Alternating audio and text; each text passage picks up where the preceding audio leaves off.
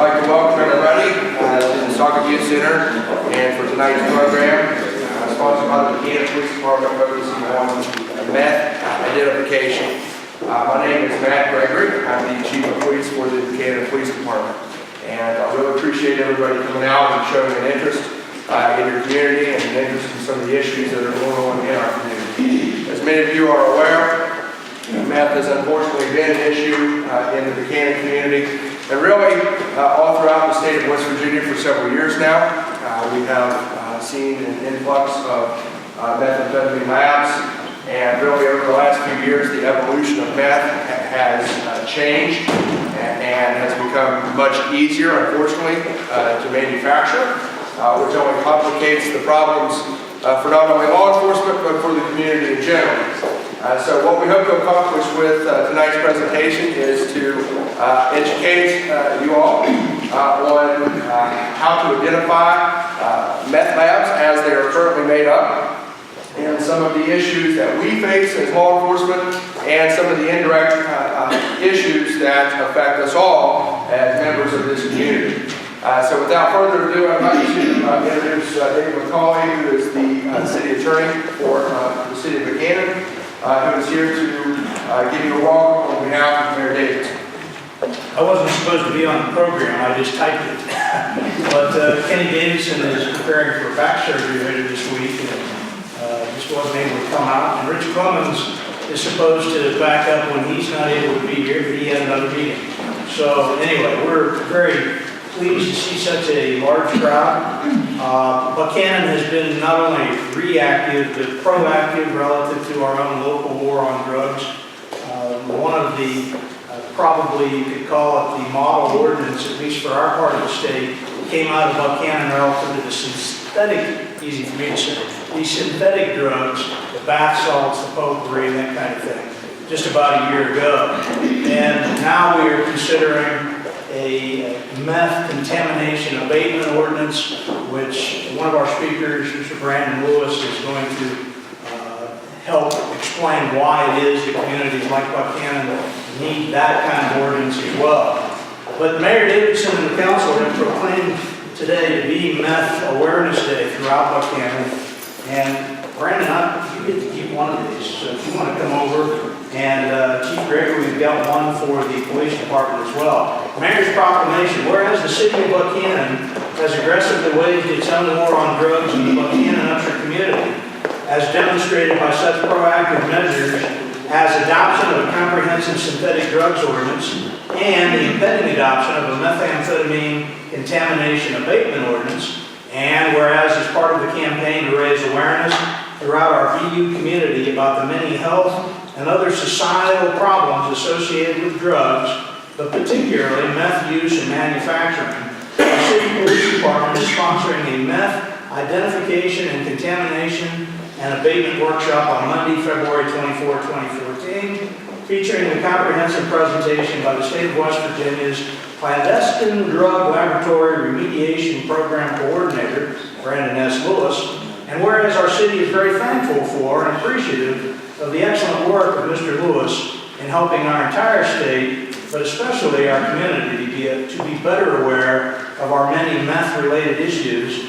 And whereas our city is proud to sponsor this meth workshop and privileged to feature the abundance of knowledge and expertise of our presenters, including Mr. Lewis and our own DEA certified meth lab technician, Patrol Officer First Class Nick Kainer. Now therefore, I, Kenneth T. Davidson, Mayor of the City of Buchanan, pursuant to the power and authority duly vested in me, do hereby proclaim Monday, February 24, 2014 to be Meth Awareness Day throughout our city of Buchanan. I further recognize and applaud the efforts of the many professionals in law enforcement, including the members of our own Buchanan Police Department, as well as those dedicated professionals who work in important forensic support positions, such as Brandon S. Lewis. I further urge all residents to attend our city's meth identification and contamination workshop with me and other members of our city government family on February 24, beginning at 6 p.m. at Buchanan's Stockbridge Youth Center Gymnasium. May we all become better educated to identify the signs of meth use and manufacturing following this important workshop, and become better informed citizens who may all positively contribute to our community's ongoing campaign against the evils of illicit drugs. Given under my hand an official seal of the City of Buchanan, this 24th day of February 2014, Kenneth E. Davidson, Mayor. So, Brandon, we welcome you to Buchanan. Something for your wall, and Chief, I'll leave yours here on the table.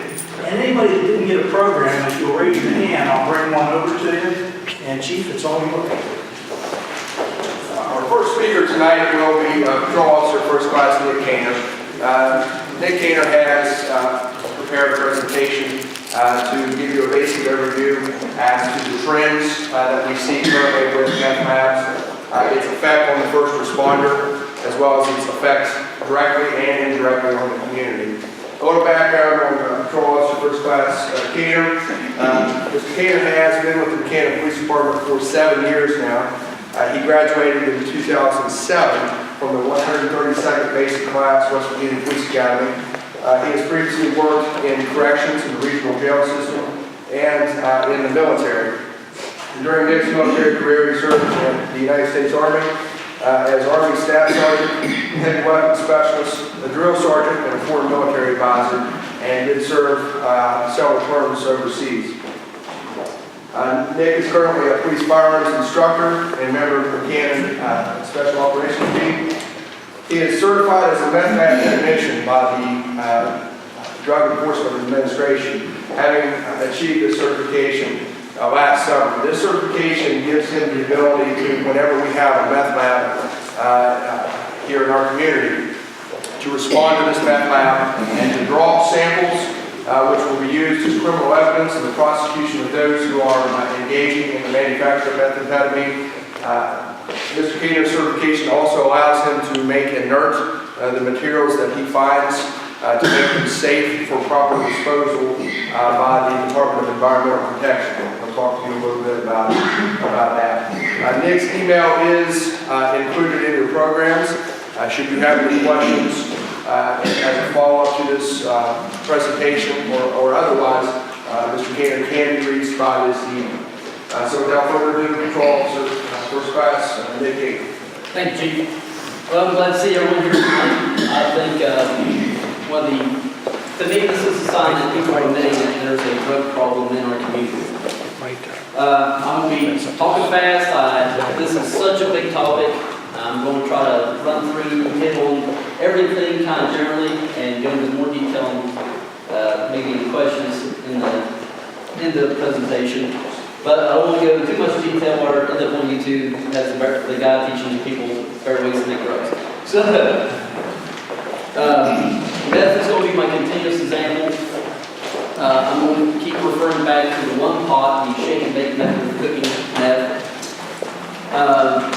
As far as my resources in here, a lot of photos and videos are open source. Then I had to actually kind of retract some videos to make them for public consumption. The photos that aren't open source, I'll point those out to you. As far as the references, medical studies and things like that, all of these are open source that you can find, and some of these I had to refer from another party studying the studies, just because some medical studies are just so hard to get a hold of and so expensive. I'm going to be using some terms. Cook is the guy that actually manufactures methamphetamine. Smurf is a term that law enforcement uses to refer to someone that gathers materials to get to the cook to manufacture a drug product. Tweaker, that's generally around the drug use community and law enforcement. If someone's a tweaker or tweaking, they're high or they use drugs. Blue canary is actually a term that came out of law enforcement dealing with meth labs. The patrol officer that stumbles across one of these labs and gets a chemical exposure, they're a blue canary instead of the yellow canary like used in the mines. So when the patrol officer gets sick, you know you're exposed to something. Lab tech is just law enforcement officer or someone who's trained in the collection of evidence and making these things safe.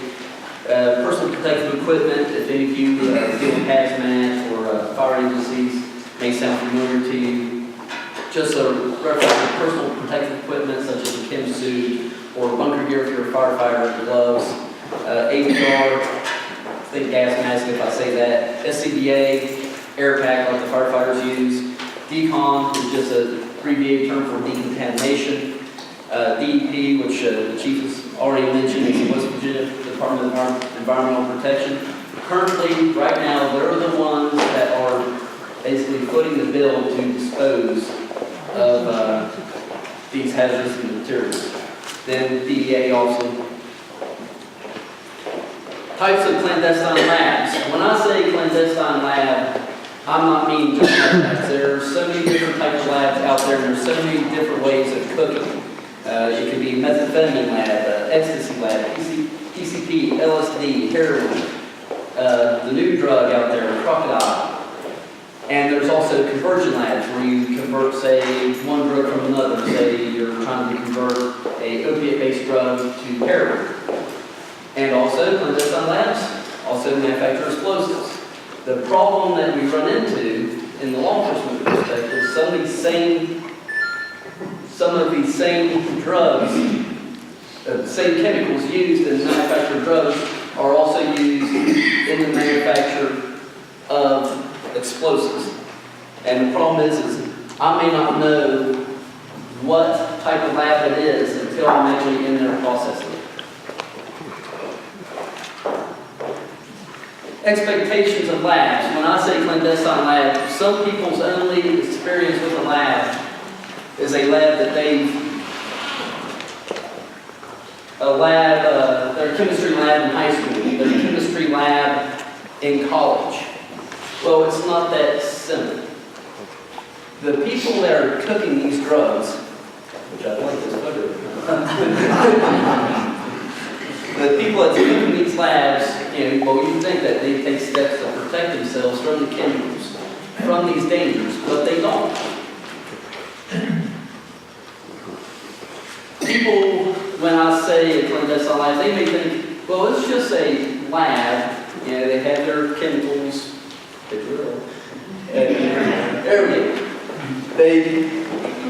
This is people's expectation of clandestine lab.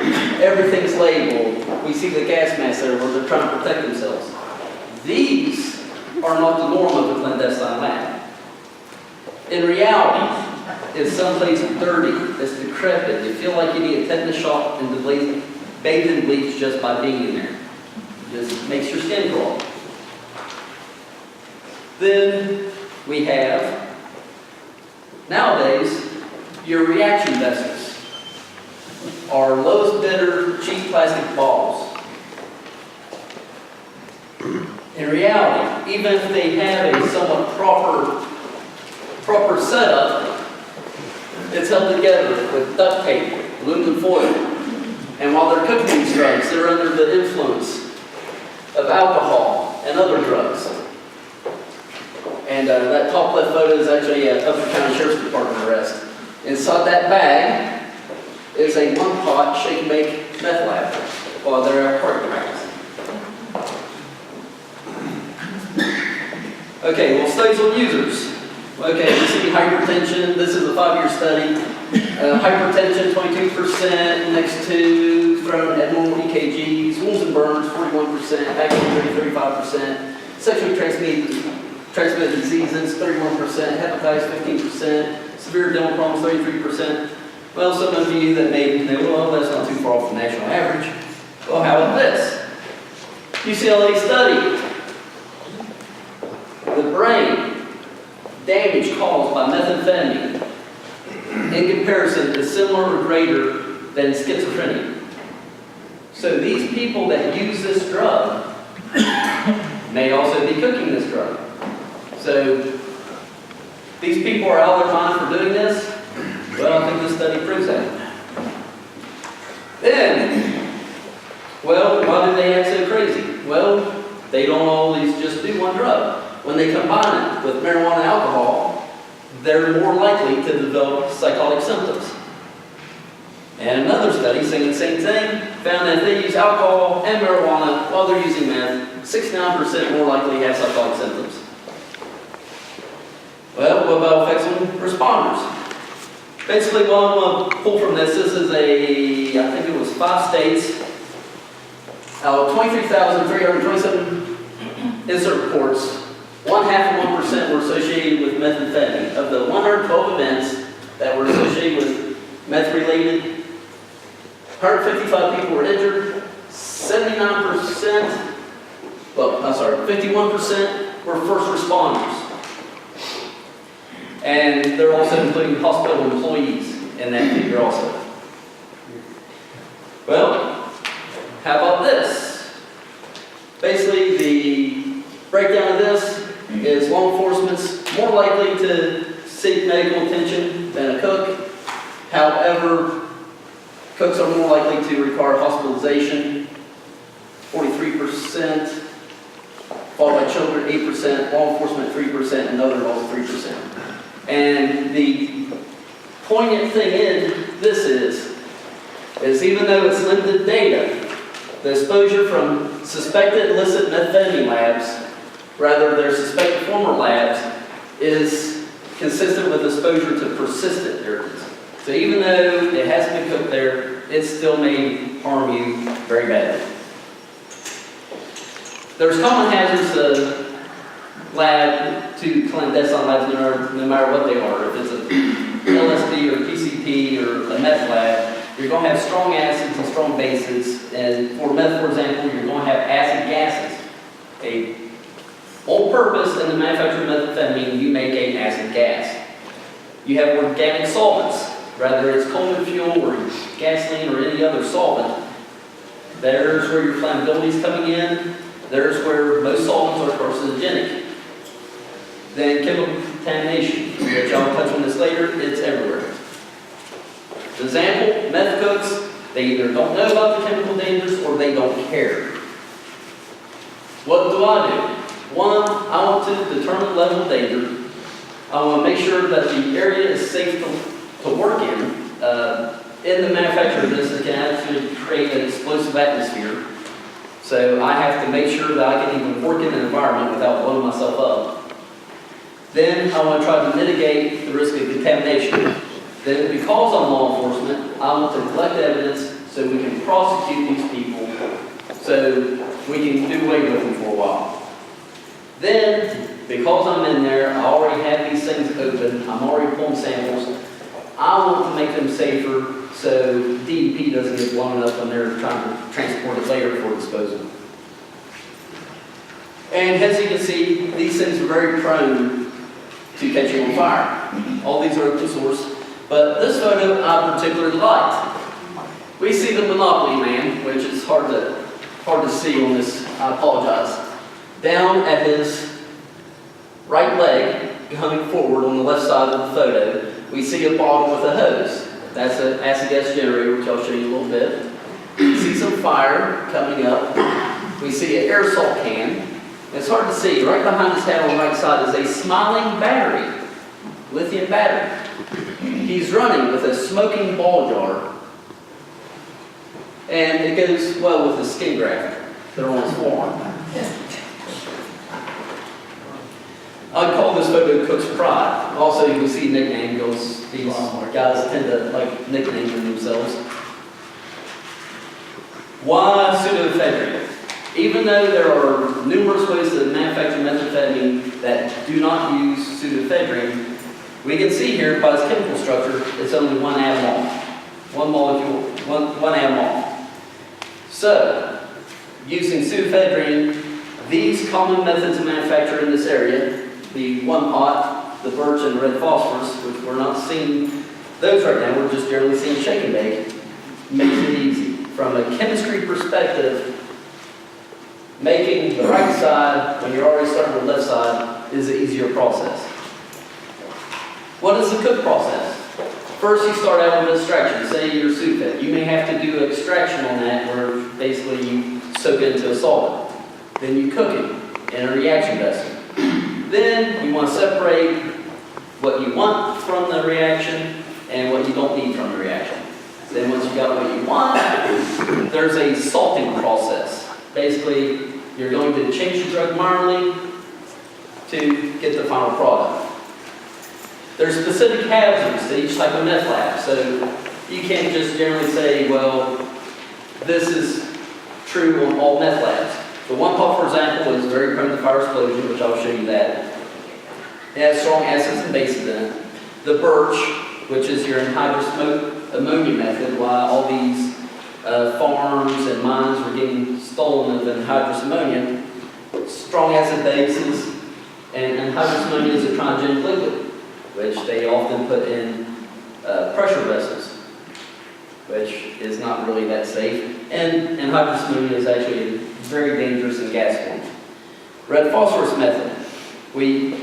Iodine. Well, what's the big deal with iodine? Well, this isn't iodine tincture. This is iodine in its pure flake form. The problem with it is from a solid form, it can sublimate into the atmosphere. Well, it's still iodine. What's the big deal? The immediately dangerous to life and health dose of iodine is 2 parts per million. In the manufacture of red phosphorus, phosphine gas is created. A poisonous gas, the immediately dangerous life and health dose of it is 50 parts per million. That's how dangerous some of these items are. In the red phosphorus method of manufacture, you create a poisonous gas. The one pot, the shake and bake. Inside of dangerous gases are formed. You have reactive metals, you have flammable solvents, water, strong acids and bases all together. So, backing up, we purposely put strong acids and strong bases together. We purposely put water and reactive metal together in something that's flammable, and we create dangerous gases. What can go wrong there, people? Okay, and here we have the acid gas generator. Basically, most commonly you'll see a bottle with a hose sticking out of it. That's basically a second reaction vessel where you're intentionally making an acid gas. So, when you see a bottle, or you see one of these, you know something's up.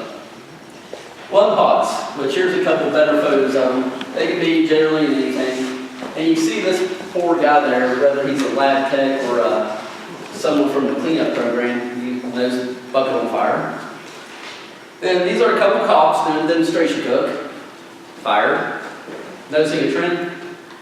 Alright, got a couple videos here.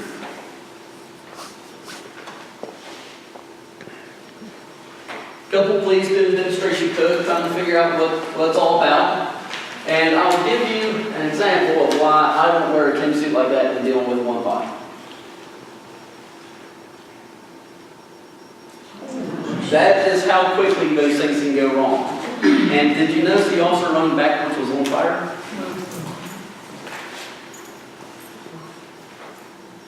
Then, okay, well, what if it just doesn't pop in a big old flame? I cut this video down because it burns for a really long time. That's all it took, was that bottle to fail and a fire starts. And it's in a big pool of flammable liquid. For example, ether. If ether is their solvent that they're using, if that's sprayed out in aerosol form, would just be a huge flamethrower. Yes. That could be, if you own rental properties, that could be your kitchen. And now a better view of it. This is the one and only time you'll ever see this done in a laboratory. The DEA chemist that helped teach my class I went through actually spoke to the chemist conducting this cook. This chemist got a recipe off the internet. And I edited this video, but basically it'll show you the important parts. We see the reaction starting. Now you notice that he keeps removing the lid. He has to keep removing the lid and adding more chemicals to it during the cook to keep the reaction going. Now there's dangerous gases in there, but we see this reactive metal. At any time, if too much oxygen is introduced in that bottle, what do you have? Boom, fireball. And they'll show some better up-close photos so you can see what the mixture looks like. So he's using magnesium turnings or aluminum? It's any sort of reactive metal. It just really depends. Because there's no one recipe for this. If you don't have one ingredient, you can substitute maybe another ingredient or a couple other ingredients to still come out with a working recipe. Now mind you, that's flammable liquid in a plastic bottle with a hot reactive metal that at any time could poke a hole in that bottle. Or this is make the whole pot, whole soda. At any time this becomes overpressurized, it's going to rupture. How long is that taking? It depends. Depends on the recipe, the skill to cook. Give us an example. 1 to 5 hours. Okay. And then we have the usable stuff he wanted, and he's putting an acid gas to it.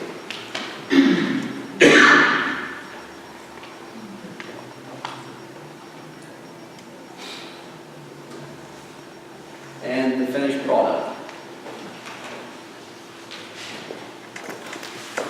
Birch method, which I'll just touch on this, the anhydrous ammonia. You notice the slightly blue column on the propane tank? Okay, propane tanks were not made to hold anhydrous ammonia. After they've had anhydrous ammonia in there, it degrades the tank at any time that the tank itself could rupture or the valve could break off. Anhydrous ammonia, root wort without water, and it's cryogenic, so if it gets on you, it steals away moisture and freezes whatever it touches. If it's your lungs, the lines of your lungs are coming out your nose, not a good way to die. Red peat, we have the iodine, which they're going to remove that in tincture form. We have the red phosphorus, and that's as seen on TV. There's your Breaking Bad scenario, your more laboratory looking setups. Pecan PD, what we do when we're dealing with one body. Those are flame retardant chem suits. We have right now a working relationship with our department regarding their air packs to deal with these. Flame retardant gloves, just to handle these with the fire department staying by the hoses off in case we end up in a ball fire. Here's just some different photos of different labs and, well, the finished product we dealt with. The bottom right-hand corner where I'm holding a broken piece of jar, that's evidence I collected from the lab that one actually put me in the hospital. I responded to a fire and I got a vehicle fire. I got a wall of smoke in my face and I went to the ER over it. Not knowing that it was a lab fire at that time.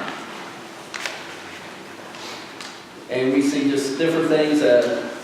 The center top one, that's off the traffic stop. You see the salt and lithium batteries, and which there's other stuff in the vehicle. We see middle left side, that's off of a theft call from Walmart. It's amazing what they get us. Then we have, let's see, empty blister packs, top right-hand corner. We have finished product, needles, always a danger and always a noise to law enforcement where we're reaching our hands in places. We see William Courtney, another lab tech with a Pecan PD, dealing with a lab on the left side there. And beside the red pills on the right side, those are actually coffee filters used during the manufacturing process. And the bottom right-hand corner is just a good photo of drug oil. And yes, that's off of a traffic stop. I believe it's Sheets. Cost to the community. Cost to the community, which, yeah, that's a big problem. Obviously, we have the hypotheticals. We have the family dynamics that are degraded, the community dynamics that are degraded. We have property values, as people with rental properties, especially if you have to deal with cleanup of one of your rental properties, can appreciate. Well, we have some late ones. We have the people that burn themselves.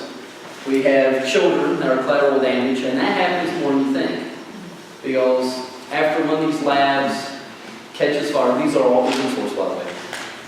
After one of these labs catches fire, these people will haul their children counties away to states away to try to hide how their child was burned. It happens a lot more than you think. Well, some of our guys that are studiers of drug interdiction, in some classes they went through, say 80%, experts say 80% of all crime is directly related to drugs. Either feeding the habit occurs while on use of drugs. So keep that aspect in mind. 80% of all crime. Well, I think my boss can attest. Crime is going up. Property crime is going up. I'm not too sure about crime yet. Because when you're dealing with statistics, you have to ask, well, is it a return to the mean, or what are we dealing with? Well, some things are obvious. If you keep having a drug problem, property value is going to go down. If you're a renter and you have to pay thousands of dollars to get your rental property clean, who's going to want to buy that property after you have to go through all that? Who's going to want to live in that property? Well, Really get it clean? in theory, basically, there are certain chemicals and certain drugs that go everywhere, which this man over here can better answer that. But in theory, cost the city, how much does it cost us? We're not entirely sure yet. This is a work in progress, and we are just now starting to look into what it actually entails when we deal with one of these. One is the consumable items that we consume. Also, there's certain equipment that you do not reuse after you deal with a meth lab. It's throwaway. Rubber gloves, certain sampling equipment is thrown away, certain types of chem suits thrown away. Then you have the aspect of, well, there's only so many lab techs in the county to go around. So what if I get called out? Well, then my employer is pulling my overtime rate to have me come out and deal with this lab. Well, what if it happens on my regular shift? Well, that's fine, but then we only have so many officers. And you're dealing with a lab. Say we have to do a raid on a lab, then we have to process it. Who knows how much in man hours are we spending on this? How much in man hours is the department having to pay out, i.e. the taxpayer having to pay out for us to deal with this? Then it's the same thing with the fire department. The fire department, right now, because of OSHA regulations and things like that, we use those as our rescue. Per OSHA, you have 2 people in gear dealing with it. You have 2 people ready to rescue. Nothing we can do about that, OSHA regulations. So if we're using the fire department as our rescue, their department is footing the bill. Well, then other ways. Well, what does it matter? PCP, LSD, fentanyl. Okay, I'll show you here, which you can see after I have one of the fire retardant chemistries that when I have that all taped up, that's a B+. PCP, LSD, fentanyl. If we run across one of those labs, that's a Class A pressurized suit, like you'd see like on outbreak or something, doing Ebola. This stuff is such a contact hazard. Well, I know what you're thinking. Is it really a concern? Well, chemistry standpoint. We had an enterprising gentleman leading a plant, well, a product of a plant, that had a product that's similar to LSD. It was LSA. He's eating this plant product. Okay, from a chemistry standpoint, what if you want to extract that from the plant? We have a lab. We have it's an LSA lab, not LSD, but it's the same problem. It's a dramatic contact hazard. Then we have marijuana. Oh, no big deals, marijuana. I thought so too. For years now, you find marijuana growing your head under yanking out there. Well, If it's indoors, because of the nature of marijuana, it's very prone to growing mold. You get the wrong type of mold in your lungs, the only thing you can do is get it surgically removed from your body. Then, this is a cash crop. This is not corn we're talking about. These plants go for thousands of dollars per plant. So people are very prone to misusing pesticides. It's just like any other plant. Some things, some insects, mites, whatever, love to eat it. Well, think of what you'll go through to make sure a bug's not eating your potatoes or tomatoes. Now imagine that tomato costs $2,000. What would you do to prevent something from eating it? So they're very prone to having pesticides misused on it. Exposures. Every officer in my department and the sheriff's department, minus our newest hires, can tell you how we feel after we've been around that lab. That's a problem. Okay, that is a problem.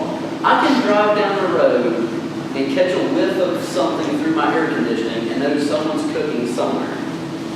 And hop out of my car and spend the next 2 hours wandering around naked on foot. Is it good I can do that? That's yes and no. It's bad because if I can tell, I'm so familiar with the smell of these things that I can detect that. How much damage have I done to my body? How much damage have other officers done to their body? How much damage has the fire department done? How much damage has EMS done to ourselves while we're dealing with these? Okay, here's a oldie but goodie news report. Now mind you, this was law enforcement in this computer. Methanol and hydrogen. Up until August. The ingredients sound like a mad chemist's cookbook. But in fact, crystal meth is a mix of common cold medicine and household chemicals. But while many of the ingredients can be found in your local drugstore, making meth can be highly dangerous, combining combustible chemicals in less than ideal conditions.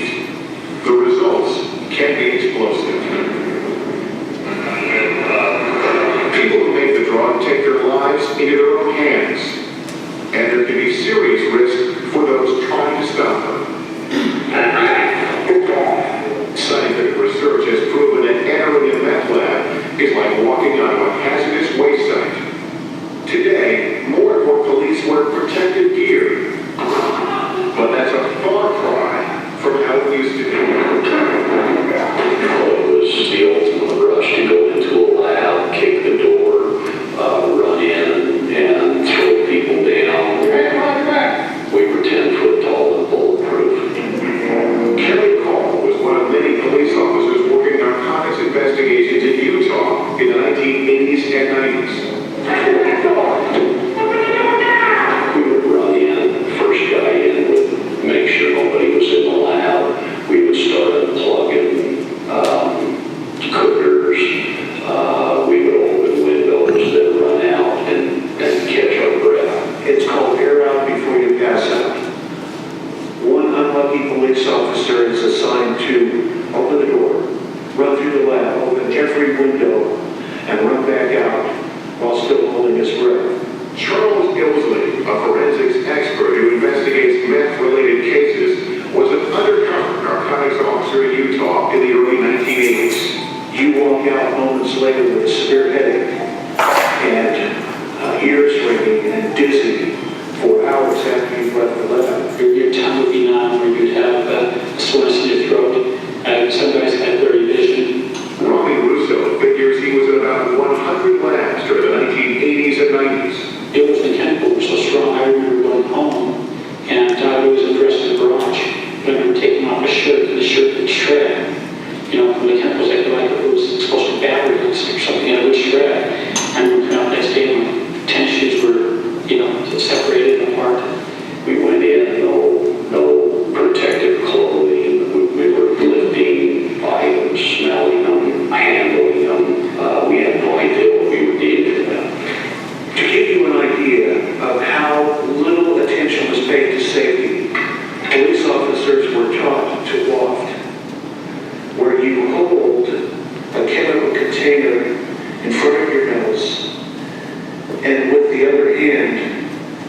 intentionally waft or wave chemical fumes into the nose so you could do a field test or form an opinion about what the contents were. Frightening part is that was stressed as the safe way. But it was anything but safe. That's just extremely dangerous. Sometimes some of these chemicals, just one quick breath like that can cause irreparable harm. Not only that, but nationally renowned scientist John Martini has discovered that merely being in a meth lab unprotected is dangerous. What we really determined was that if you're a law enforcement officer and you have the unfortunate experience of walking into an actual ongoing cook, that you will be exposed to airborne levels of chemical that will and can cause you significant harm. Well, research has proven that meth labs pose an immediate threat. There are no studies of the effects of long-term exposure. But narcotics officers in Utah believe they found out about meth's long-term hazards the hard way.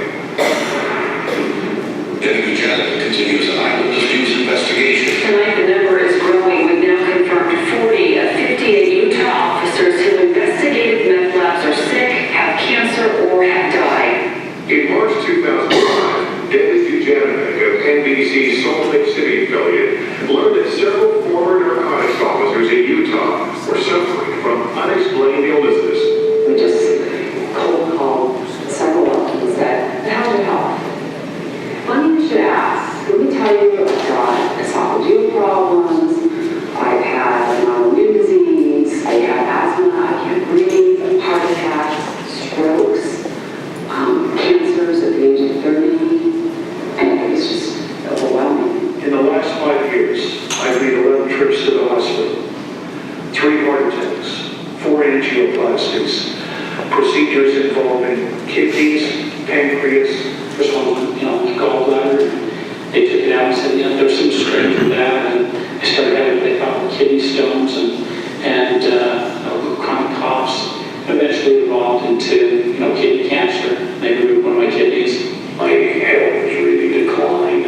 I think I'm older than I should be. My body's older than it should be. Kelly Paul is living with a precancerous condition in his throat. While there are currently no studies attributing chronic disease to long-term officers believe that years of working in these toxic conditions have caused serious health problems. It leaves me with a feeling of anger, frustration. Had I known that my exposure to methamphetamine and the labs would have caused these problems, not only would I have not gone into them, none of the people I worked with would have gone into them. There's always you always wonder if it could be something else. It could be, but I would put my money on the exposure, and I'm 90% sure that that's what it was. And officers also suspect some cases of exposure have been even more serious. Russo also worked narcotics with Gary Sterner and his wife Kelly Nye Sterner during the 90s. Kelly logged many hours in the evidence room sorting caustic meth ingredients. Her husband says she often coughed and choked on the fumes.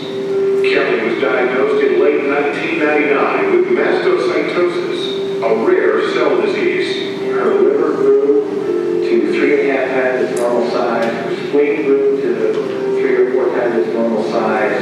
They had to remove her gallbladder, they had to remove her spleen because it was too large, and then she finally had kidney failure. She died in January of 2005. She was 49. I would have liked to spend a lot more time with her. Okay, so we have law enforcement in Utah, which there's actually newer studies on where they're trying to detoxify these officers that are exposed. But here from the National Jewish Medical Research Center, just a couple key points. And keep in mind that, I want you to keep in mind that if you go into one of these, you're exposed to one of these. You have properties that have these going on. This is what a scientific study said. And this is where I'll read off the slide to you. Regardless of whether a cook is being conducted at the time of entry, it's likely that most items and individuals in the vicinity of the cook will be contaminated. the drug itself goes airborne in the cook process. If a methamphetamine cook has been conducted within a building, chemicals from the cook will spread not only in the specific area of the cook, but throughout the building. This is especially true, which in the example that they use, which hydrogen chloride and methamphetamine, throughout the entire building. Law enforcement officers should be made aware of take-home levels and be tested on scene. If a methamphetamine cook has been conducted within a building, all children within that building are likely to have been exposed to methamphetamine and other chemicals and should be considered as exposed and contaminated. If law enforcement or emergency services personnel are to be entering a building suspected of being a clandestine methamphetamine laboratory, they should enter only with self-contained breathing apparatus, SCBA, and complete skin protection unless it is known that the lab has not been in recent operation, which we had one study countering that, and that all the chemicals are under control.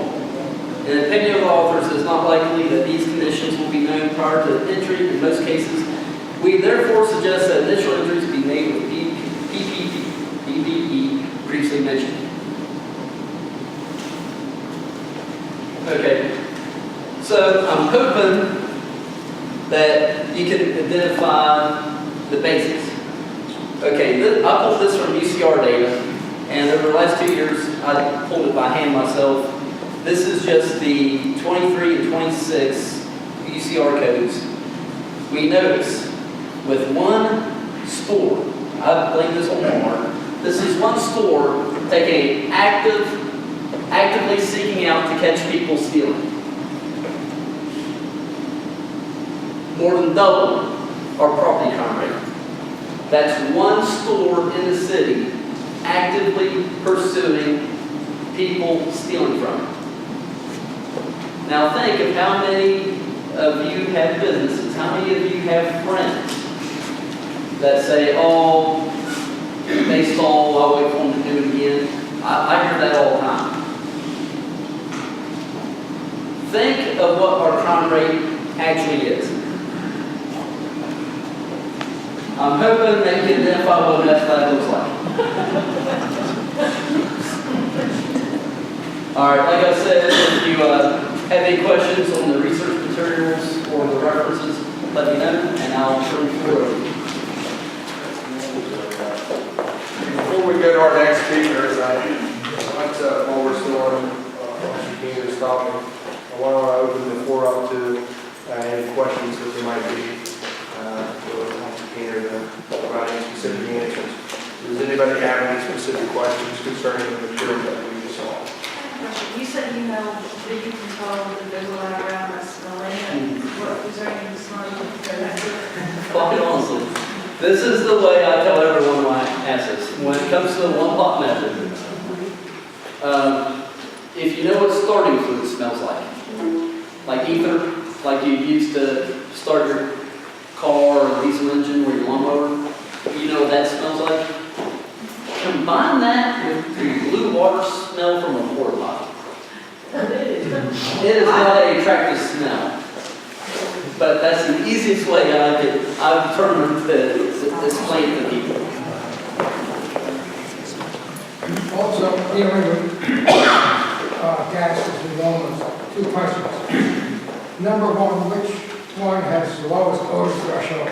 Meaning, which one are we most likely to detect easily?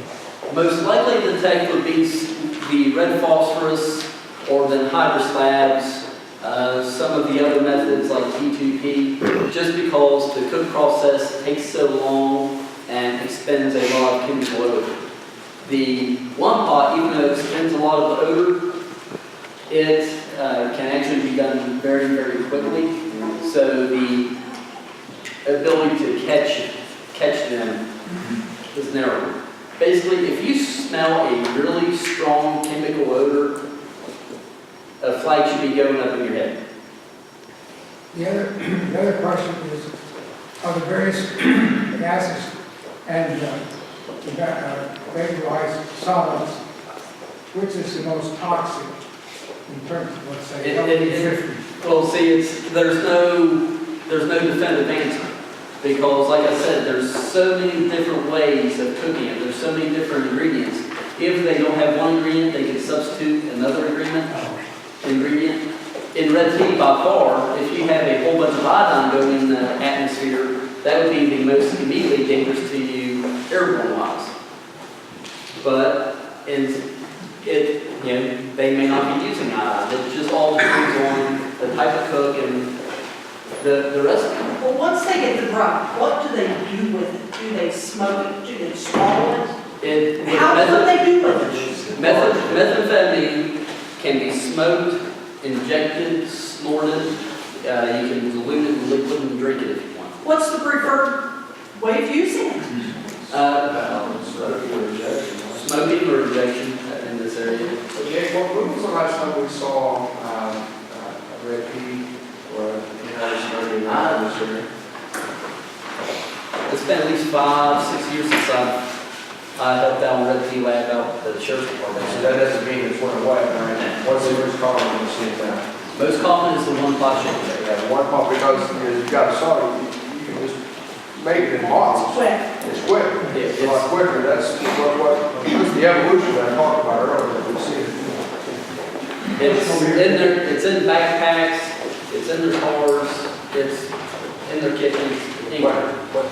Hey, if we have rental property and we suspect that there is a lab in it, but we don't know if there is or isn't because we know better than to go in and check it because of the smell and what you've just told us, can we just call you and say, hey, we suspect that there's a lab in here? Anytime, which it's dubious, we have to remember that we're America and we all have rights. We have guarantees provided to us by the Constitution. I mean, it states in our lease that we have the right to go in at any time, but can we just call you and say, hey, we suspect this is going on? Well, it's one of those, it's a shaky ground. We would need what's known as probable cause to be able to get absent somebody's, the person that lives there, not the owner, the person that lives there, their consent. We would need probable cause for a search warrant to go in. And just mere suspicion is not enough for the court system. It is not enough to establish what we need. But I think what she's asking is, depending on the lease we're using, if our lease says, well, we as the landlord have the right to go in, could we not, could I take one of you with me? You could not in our direction because you would be acting as an agent of law enforcement, therefore under the standards of the court. If you go in on your own without the direction of law enforcement and happen to see something like that, then you can come and report that to us. We can use your statement, your eyewitness, as probable cause to get a search warrant which would enable us to go in. Now, say you have a term of your lease that you do health and welfare inspections.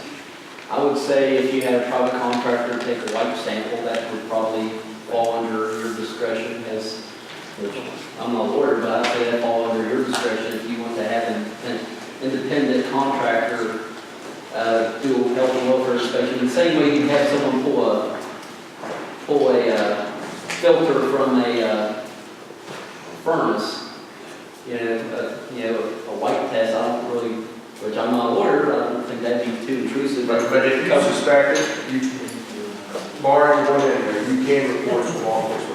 That doesn't mean right then and there we can go in, but it does mean we will investigate. What if we've gone up there and we've smelled this odor? Okay, then what we would need to do, if you contacted us, would be to corroborate that and see if we could smell it too. Maybe report it to law enforcement, maybe we have some background information on the individual, maybe their name or the situation has come up in another part of our investigations. Things haven't happened on the way of crossing paths. It's definitely full circle. You end up dealing with the same people over. Don't assume that it's mutually exclusive. Certainly, the first thing I recommend that you do, if you suspect anybody of cooking meth or any criminal activity for that matter, is report it to law enforcement. anonymous tip lines. We have tip lines through our website. You can contact us directly, either through our website or at Buchanan City Hall, but certainly report it. And How do we protect ourselves? Because you're telling us that it's dangerous to go into a place like that. And that has had a lab in it, and if we suspect that there has been one in there, or Yes, we suspect don't- we've got a renter that's going in. right, we don't want you to put yourself in How do harm's we protect way. ourselves? That's why first and foremost you need to report it to law enforcement when it's conducting an investigation. I think, Matt, some of the things your guys have observed would be the things that are put out for the garbage that might be noticeable to the landlord. Some of the things that we've seen with the 2-liter bottles, things like that. Yeah, it's not at all uncommon to see what you guys just saw there on the slide presentation, to see that tied up in a plastic bag and thrown out in the trash. They're not very careful with eliminating the product, if you will. They just put it in a bag, whatever's handy, and they throw it out. Sometimes they'll throw it out at the side of the road. We find them at the walking trail. We find them in parks. Sometimes they'll just throw them out in the trash. Well, would I not be correct in saying that they would probably also have a lot of traffic through you? Yeah, absolutely. If they're selling, not necessarily if they're just manufacturing. Question in the back.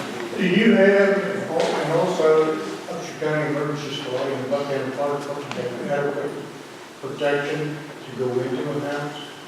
All three? Sometimes yes, sometimes no. What do you do in a situation when you're done? Yeah. Make do with what we can get straight together, quite honestly. In the past, before Nick went to become certified with the DA last summer, DA was actually able to provide us with some materials. Nick has actually worked with fire departments in Upshur County to get some materials as well. In the past, we were accustomed to call our state police for assistance as well. However, as the problem progresses, their technicians are not always easy to come by. That's why we elected to seek certification with 2 of our officers ourselves. But does the emergency squad have protection for they can go EMS, in? no. Somebody else? Now, the EMS wouldn't go in there, they would consider the scene to be unsafe and would rely on law enforcement and fucking fire department to make it safe before they would take any action. How hard would it be for the landlords in Upshur County to get a list of, and I'm sure the list isn't a short one, of every person who's been, say, in the last 5, 10 years, been arrested for participation in the making of meth? Well, it would just be something that adds, you just have to get the court records. Anybody that's been arrested as an adult it's open to the public. And so the magistrate court keeps the record of the magistrate court, and the circuit court keeps the record of the circuit court. Okay, that would be considered a felony then. Well, the meth content, yes, they're felony offenses. That would be the circuit court's office. Any landlord can go to the magistrate clerk's office because I'm a landlord and I have to do that. I make my prospective renters fill out an application. I do go to the magistrate clerk's office. They will show me how to use their computer and pull that person up, and it'll tell me if they've been arrested for drugs, felony, misdemeanor, stolen property, whatever. Right. And I've made that after getting burned one time. Do you also go up to the prosecutor's office and ask to see the felony book? Right, it's the circuit court's office. Or, I'm sorry, the circuit clerk's now. I forgot, I didn't know about that. You want to start doing that Absolutely, too? because that's where the felonies are done. Because you You're will just going to the sometimes find magistrate's stuff there office, that you that's can find in just- the magistrate's Well, I office. just figured if they got a record at magistrate's office, I don't want to rent from me. Yeah, but the scary part is sometimes they'll be in the felonies Some or not people being. don't have justice. misdemeanors, they just have felonies on their record. It Now, also felonies are doesn't serious crime. hurt, it also doesn't hurt to look up their name on Facebook. Any other questions? Yeah, you are concentrating with the city, right? Yes. Your area does not go outside of the We county. do assist the sheriff's department, we do have a mutual aid agreement. So you coordinate things. We do, yes, yes. Any other questions? see it picked up more in the summer than you do in winter time? Not necessarily, it varies. Maybe you can judge it on that a little more. I think it's just all covered. It depends. I mean, there's a lot of misconceptions in the cook community. Like some believe that you don't. It's kind of like farmers planting potatoes. Some want to plant it on full moon, and some want to plant on new moon. Some want to plant do it when it's raining. Some want to do it when it's not raining. It's supply and demand.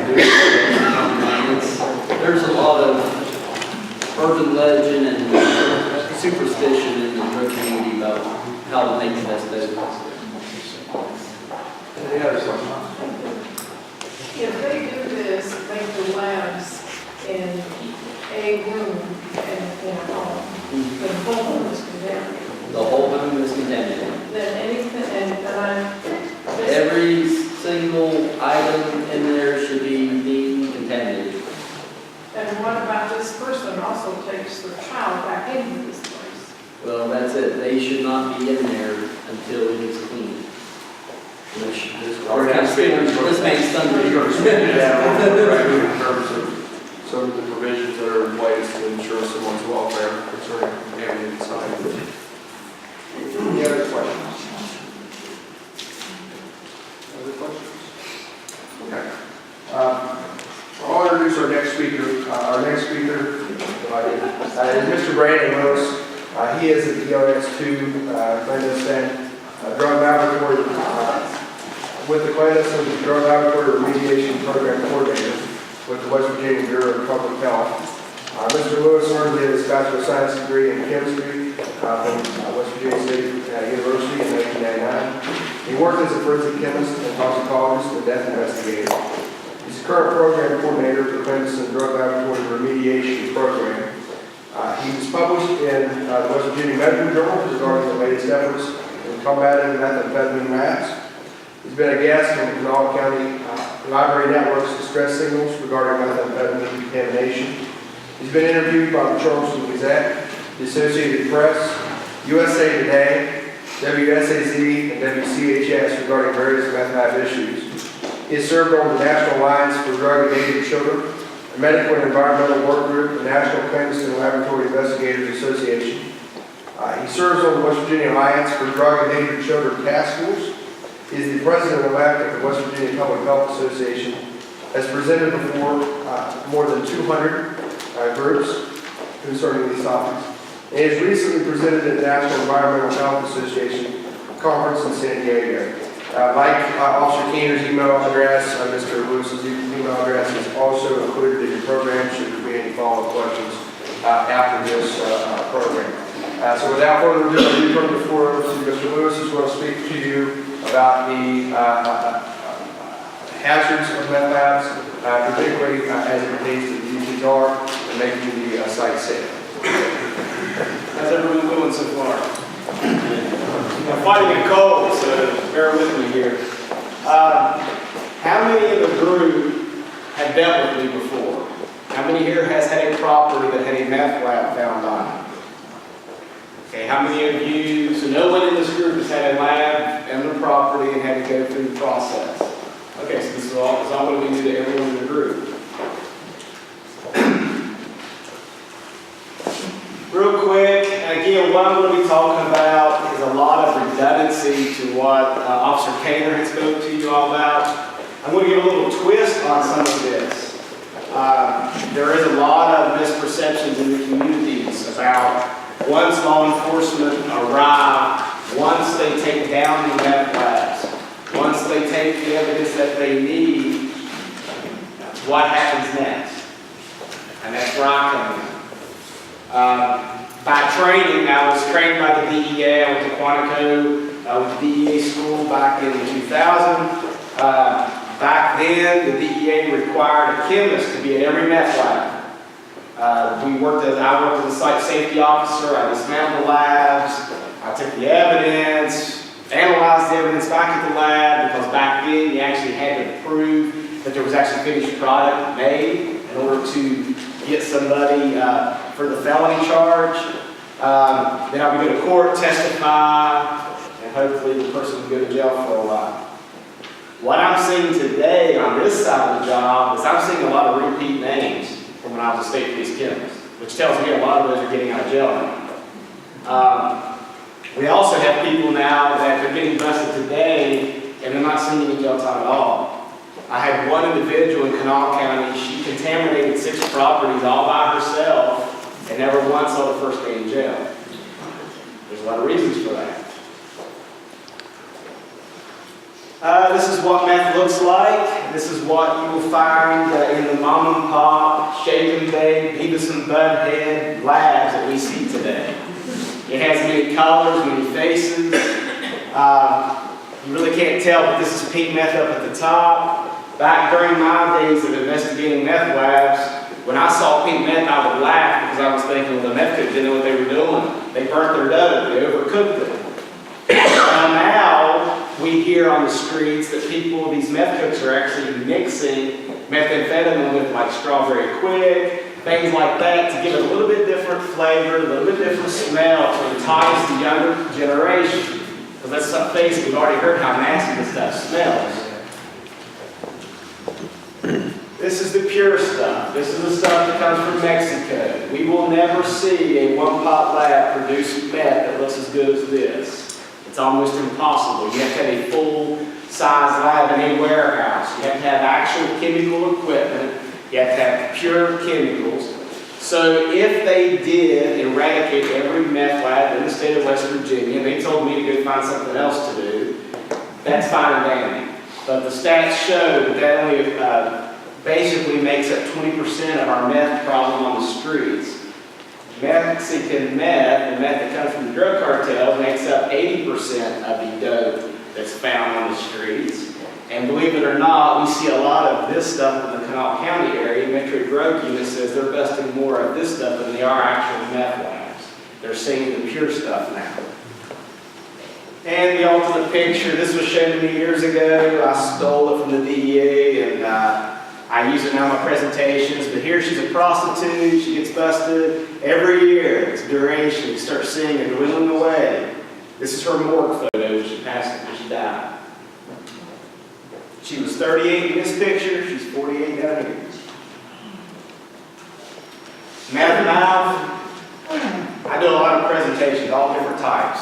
And one of the types of presentations I give is I talk to the Dental Association, the Dental Hygiene Association. So I do a whole 2-hour presentation on meth mouth and what's causing it and all that. We're not going to get into that tonight. Bottom line is these people don't take care of themselves. Okay, they don't care. They can care less about anything except getting that fix. So the method they're using, it's basically rotting their teeth because, let's face it, they're malnourished, they don't eat right. They're taking in high sugary content items. They love Red Bull, they love their Monster, they love their Mountain Dew for whatever reason. And when they first take that hit of methamphetamine, something happens and they bite down and it's so intense. Well, their teeth are already brittle, so when they bite down, they break their teeth off. With every meth lab, we have a lot of waste. For every pound of meth that's produced, 5 to 7 pounds of waste is produced. That's pretty much the old saying during the Redkey days. It can pretty much go probably more than that with this one pot method, because now what we're finding is a ton of bottles. A ton of 2-liter bottles, a ton of 20-ounce bottles. There was one case in Kanawha County last year, 75 2-liter bottles along the hillside. Meth lab was in a mobile home that was in front of the hillside. A lot of hazards, all different types of hazards. There's obviously electrical hazards, there's fire hazards. Obviously, as you can see here, sanitary hazards. This is actual case. There was very similar photo I took. 2004, I went to a meth lab in Kanawha County. I responded, I'm the chemist on site. Law enforcement had went in. It was a CPS call. Child Protective Services got called to this apartment where the kids had went to school. They had a funny smell to them. One thing led to another. They wind up at this apartment, searching the place out, figure out what's going on. They find a meth lab. So I show up. Well, I go in wearing my white Tyvek suit and my respirator, and I'm walking through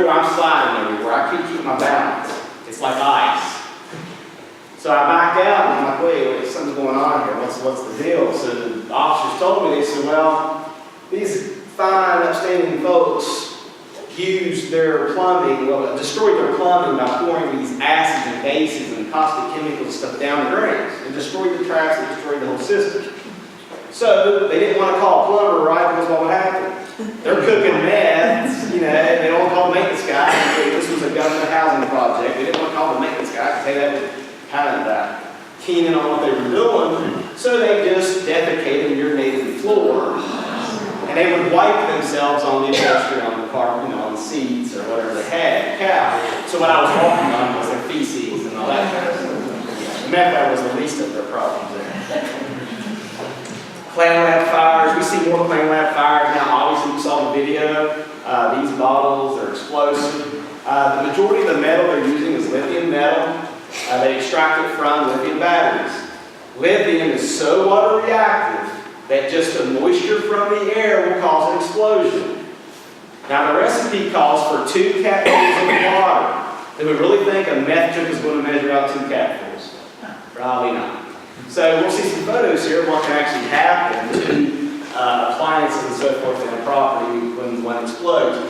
This here is just a picture. I believe you had a similar photo in yours. I think it's from the other side. Yeah. Okay, so yeah, probably is. It's from the DEA site. Car explodes, people die, you know, very, very bad. Victims, I showed a child up here to pull up your heart screens, but let's face it, folks, we're all victims, okay? All the way down to the taxpayer. You know, there's property values out there that plummet when this stuff happens. We have issues where properties have to be cleaned, which we'll get that in a minute. It's not cheap. The average cost to clean a property is $10,000 in this state.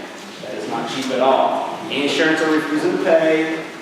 We have what is known as the Crime Victims Compensation Fund in this state, which will help pay up to $10,000.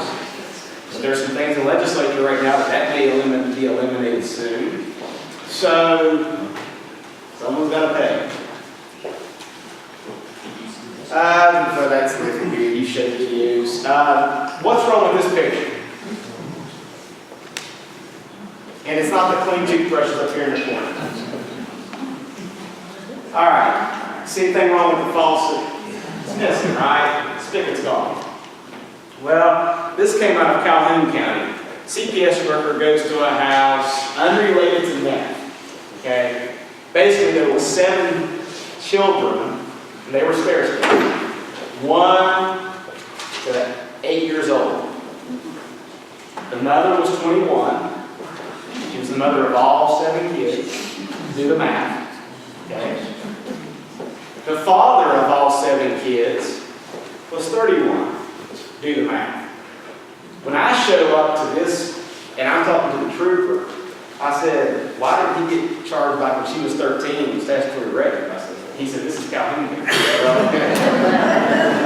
So anyways, I'm from Boone County, I still But anyways, what she did was, the CPS worker had went to one of my little seminars or something, and then I talked about, one hot lab and how they can explode and all this kind of stuff. And as she's taking her photographic documentation, and this is like a single wide, 1-bedroom mobile home with all these people living in it. So she's removing the children due to just living conditions.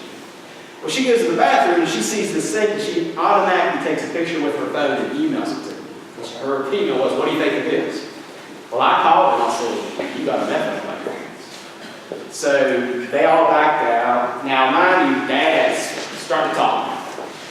That was that way when we moved in. And they were told that they were going to meth it there at one time. Long story short, I have to go, we're court ordered. I don't do testing, we require contractors. We have a list of contractors that give you training, they do testing, they do the cleaning. But when the judge tells you to do something, you do it. So we were court ordered because this family wanted their kids back. So I had to go in and actually do testing myself. When I go to test, bath fitters had just been there. The entire bathroom was brand new. Yeah. I mean, it looked like perfect. It looked better than my bathroom in my house. I still found residue, but it wasn't high enough for them to keep their kids. Because we have a level in our state, which we'll talk about here in a little bit. So anyway, July 20th, my birthday, 2012. 2 individuals known to law enforcement were cooking meth in a mobile home, and something drastically went wrong. A little bit of backstory on these 2 individuals. They were actually wanted by the U.S. Marshal Service for basically fleeing. They'd been busted several times for meth labs. They didn't appear. They ran when it came time to go to court, and they were wanted. And lo and behold, they got found pretty quick. This was their mobile home.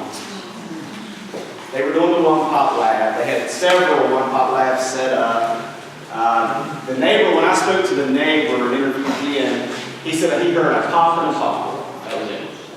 And all this disaster, just distraction. That was the Tahoe. It was a little far, probably about, I don't know, 100 feet from the mobile home. It's a VW bus. Jeep. Other side of the mobile home. Looks like a war zone. The fire department lost a tanker truck going to this scene because the roads were so bad. They actually went over the hillside to get to it, trying to put the fire out, because there was really nothing to put out. 2 individuals died. They lived 1 day, both a man and a woman. The officer came and talked about this. That's one thing. If you all suspect something in your property, of course, this list here is the list that I do for law enforcement, because I do a lot of law enforcement training. But you got to understand, these are uncontrolled chemicals that are being used by barely a high school education. They blow my mind away, I'll be honest with you, because I'm a trained chemist, and I've been trained 18 different ways to manufacture methamphetamine. And we used to have to cook it to see how pure we could get it, and all that kind of stuff in the crime lab there in South Charleston, and we could never, ever get it as good as these people can. They're just out here throwing stuff to pop. Back when I was a chemist at the lab, we didn't have one pop method, it was the recipe labs. But still, it's amazing. They just use their good for their knowledge for good instead of evil.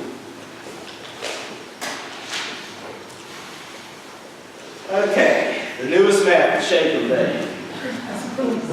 They use all types of different chemicals. The main thing they use is lithium from lithium batteries. They like ether from starter fluid. They obviously have your pseudoephedrine. They'll use Drano, things of that nature. I didn't put the Nazi method up there because we don't, it's been a long time since we've seen the Burke stuff. It really has. Now, the one pot is an actual hybrid method. It's kind of like the Nazi method. It's kind of condensed it down.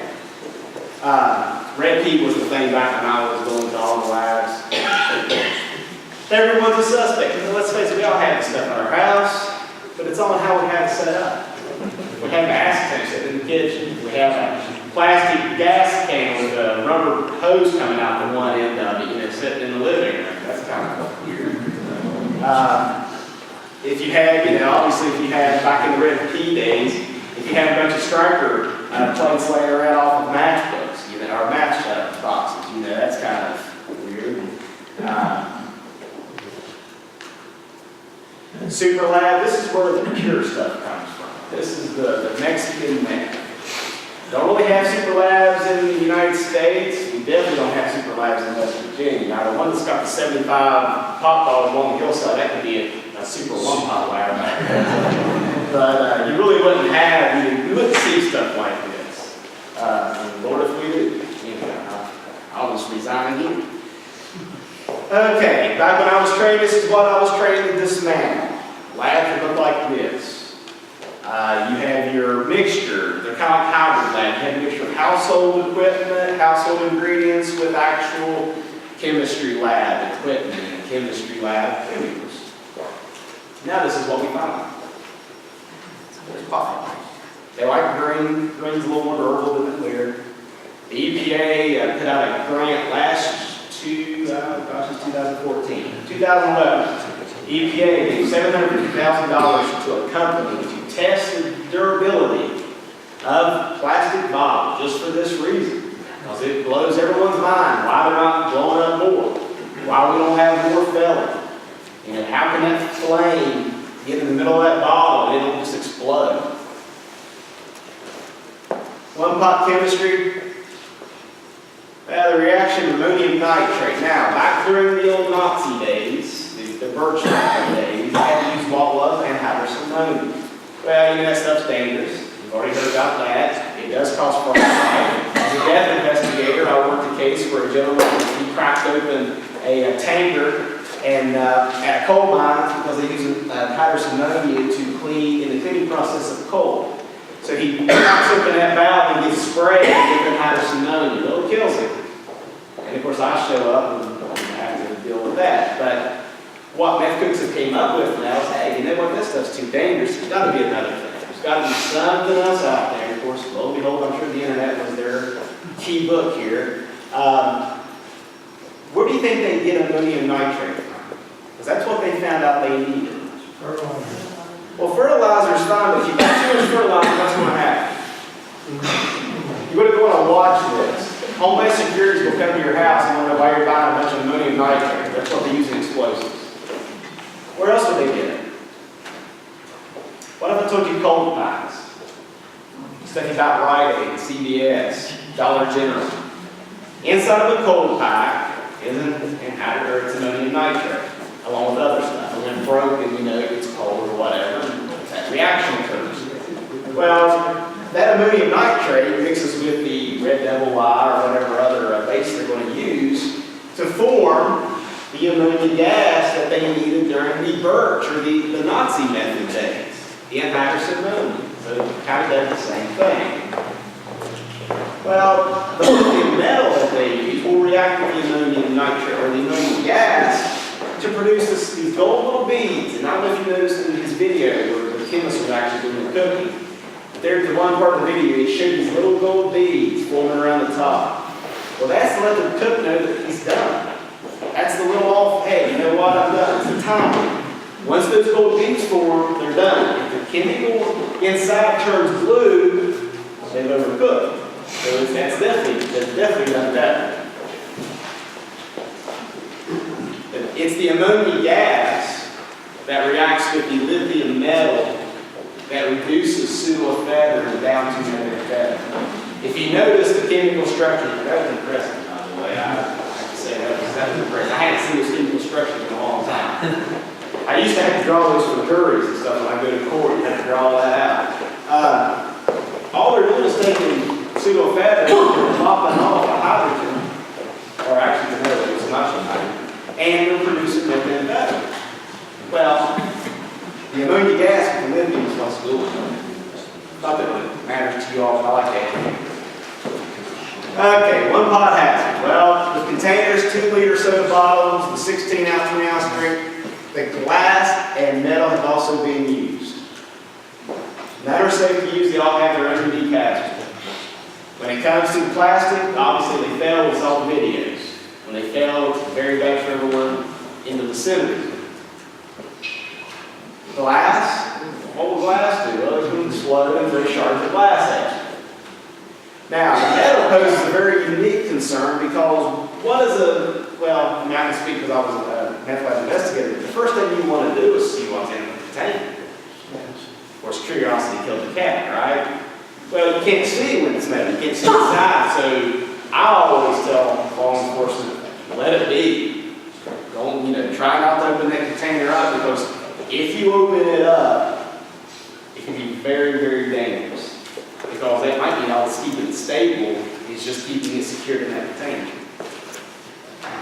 You really can't see this picture very good. In Iowa, they developed basically a take-home kind of flyer that they were given to grocery stores, merchants, markets, to hang up in their stores for people to say, hey, this stuff is commonly used, which is kind of funny. People know what to buy.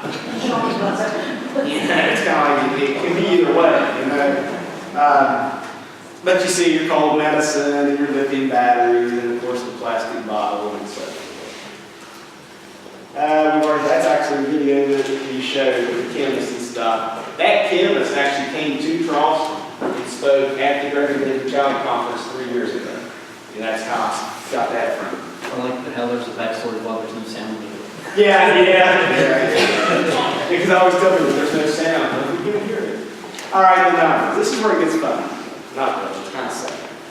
In 2004, when the stats started being developed, or the numbers started being calculated, West Virginia had 171 meth labs. 2005 went to 216, most of which were in Kanawha County. Then the Sudafed bill kind of took place then, where they started making you show your ID and all that kind of stuff. So they dropped, went to 86 labs that year.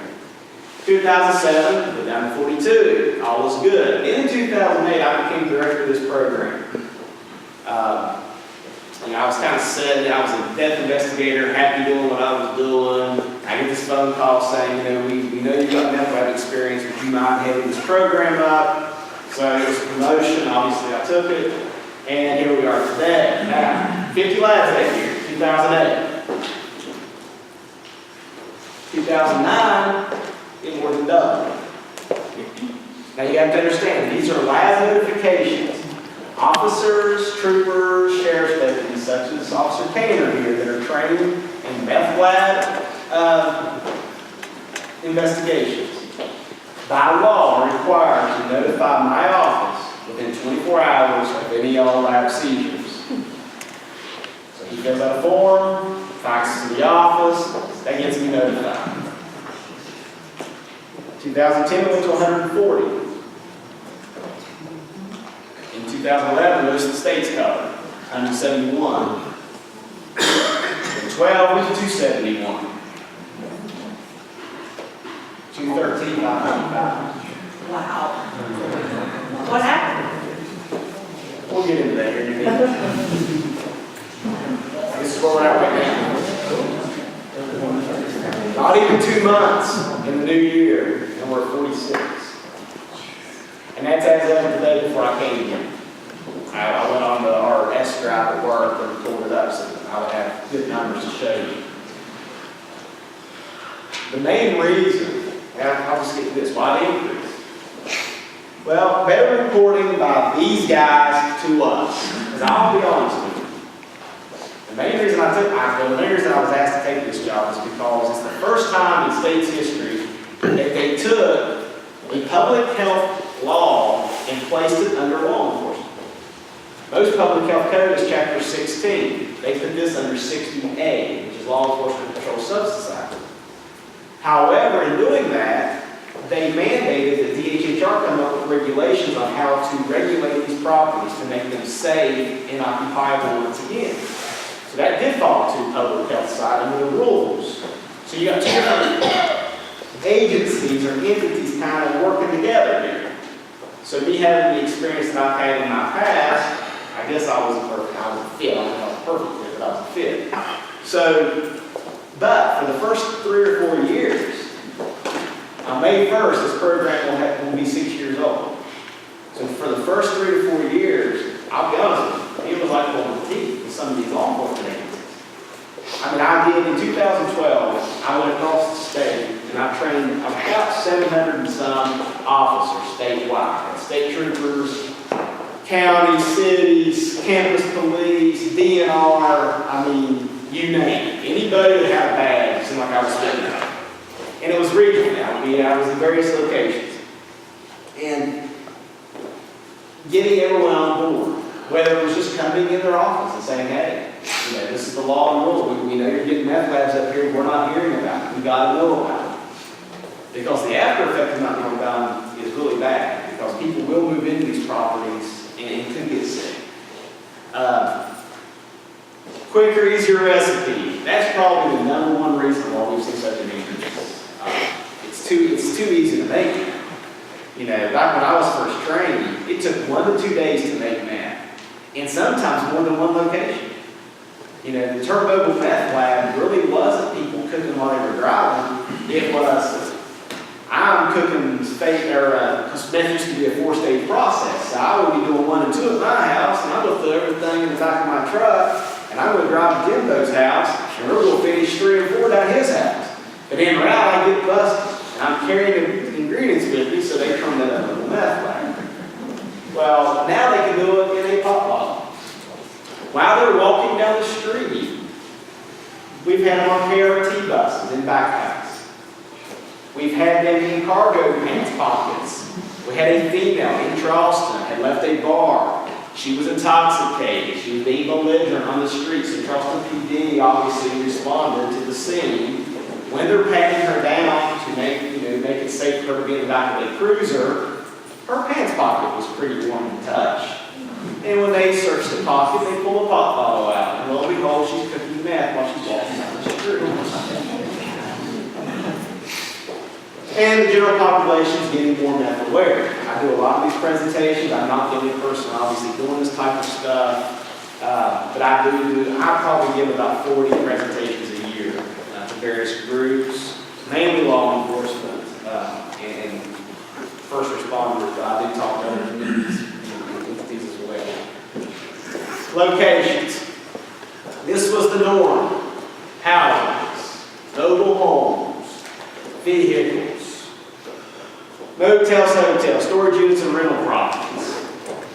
That used to be the norm. Well, we've had dental labs.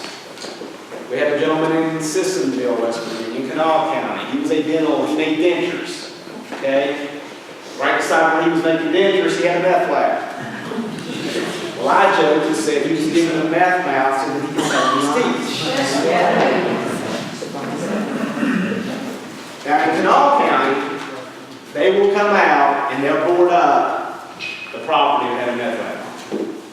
And if the owner of the property does not comply within a given amount of time, they'll bulldoze it and put a lien on the property for payment for the demolition. We've had a school. That was in 2011. A principal and school teacher were arrested for smoking meth in the principal's office. I went to school there. Yeah, the superintendent of schools was a good friend of my family, so I called him up. I was on my honeymoon at the time when this happened. And I'm calling for my honeymoon. He said, "Hey, how you doing? Haven't talked to you." I said, "This isn't a social call." I said, "We've got to shut the school down." So they ended up having 37 rooms contaminated. And it was levels that definitely indicated it was smoked meth. So they obviously smoked it in various locations throughout schools. Are you still friends? And with the superintendent, sure. Yeah. The principal was my principal when I was in high school. And he ended up, charges were dropped against him. He was just made to retire and promised never to teach again in West Virginia. The principal, the school teacher, he lost his job. Was he able to draw his retirement? Yes.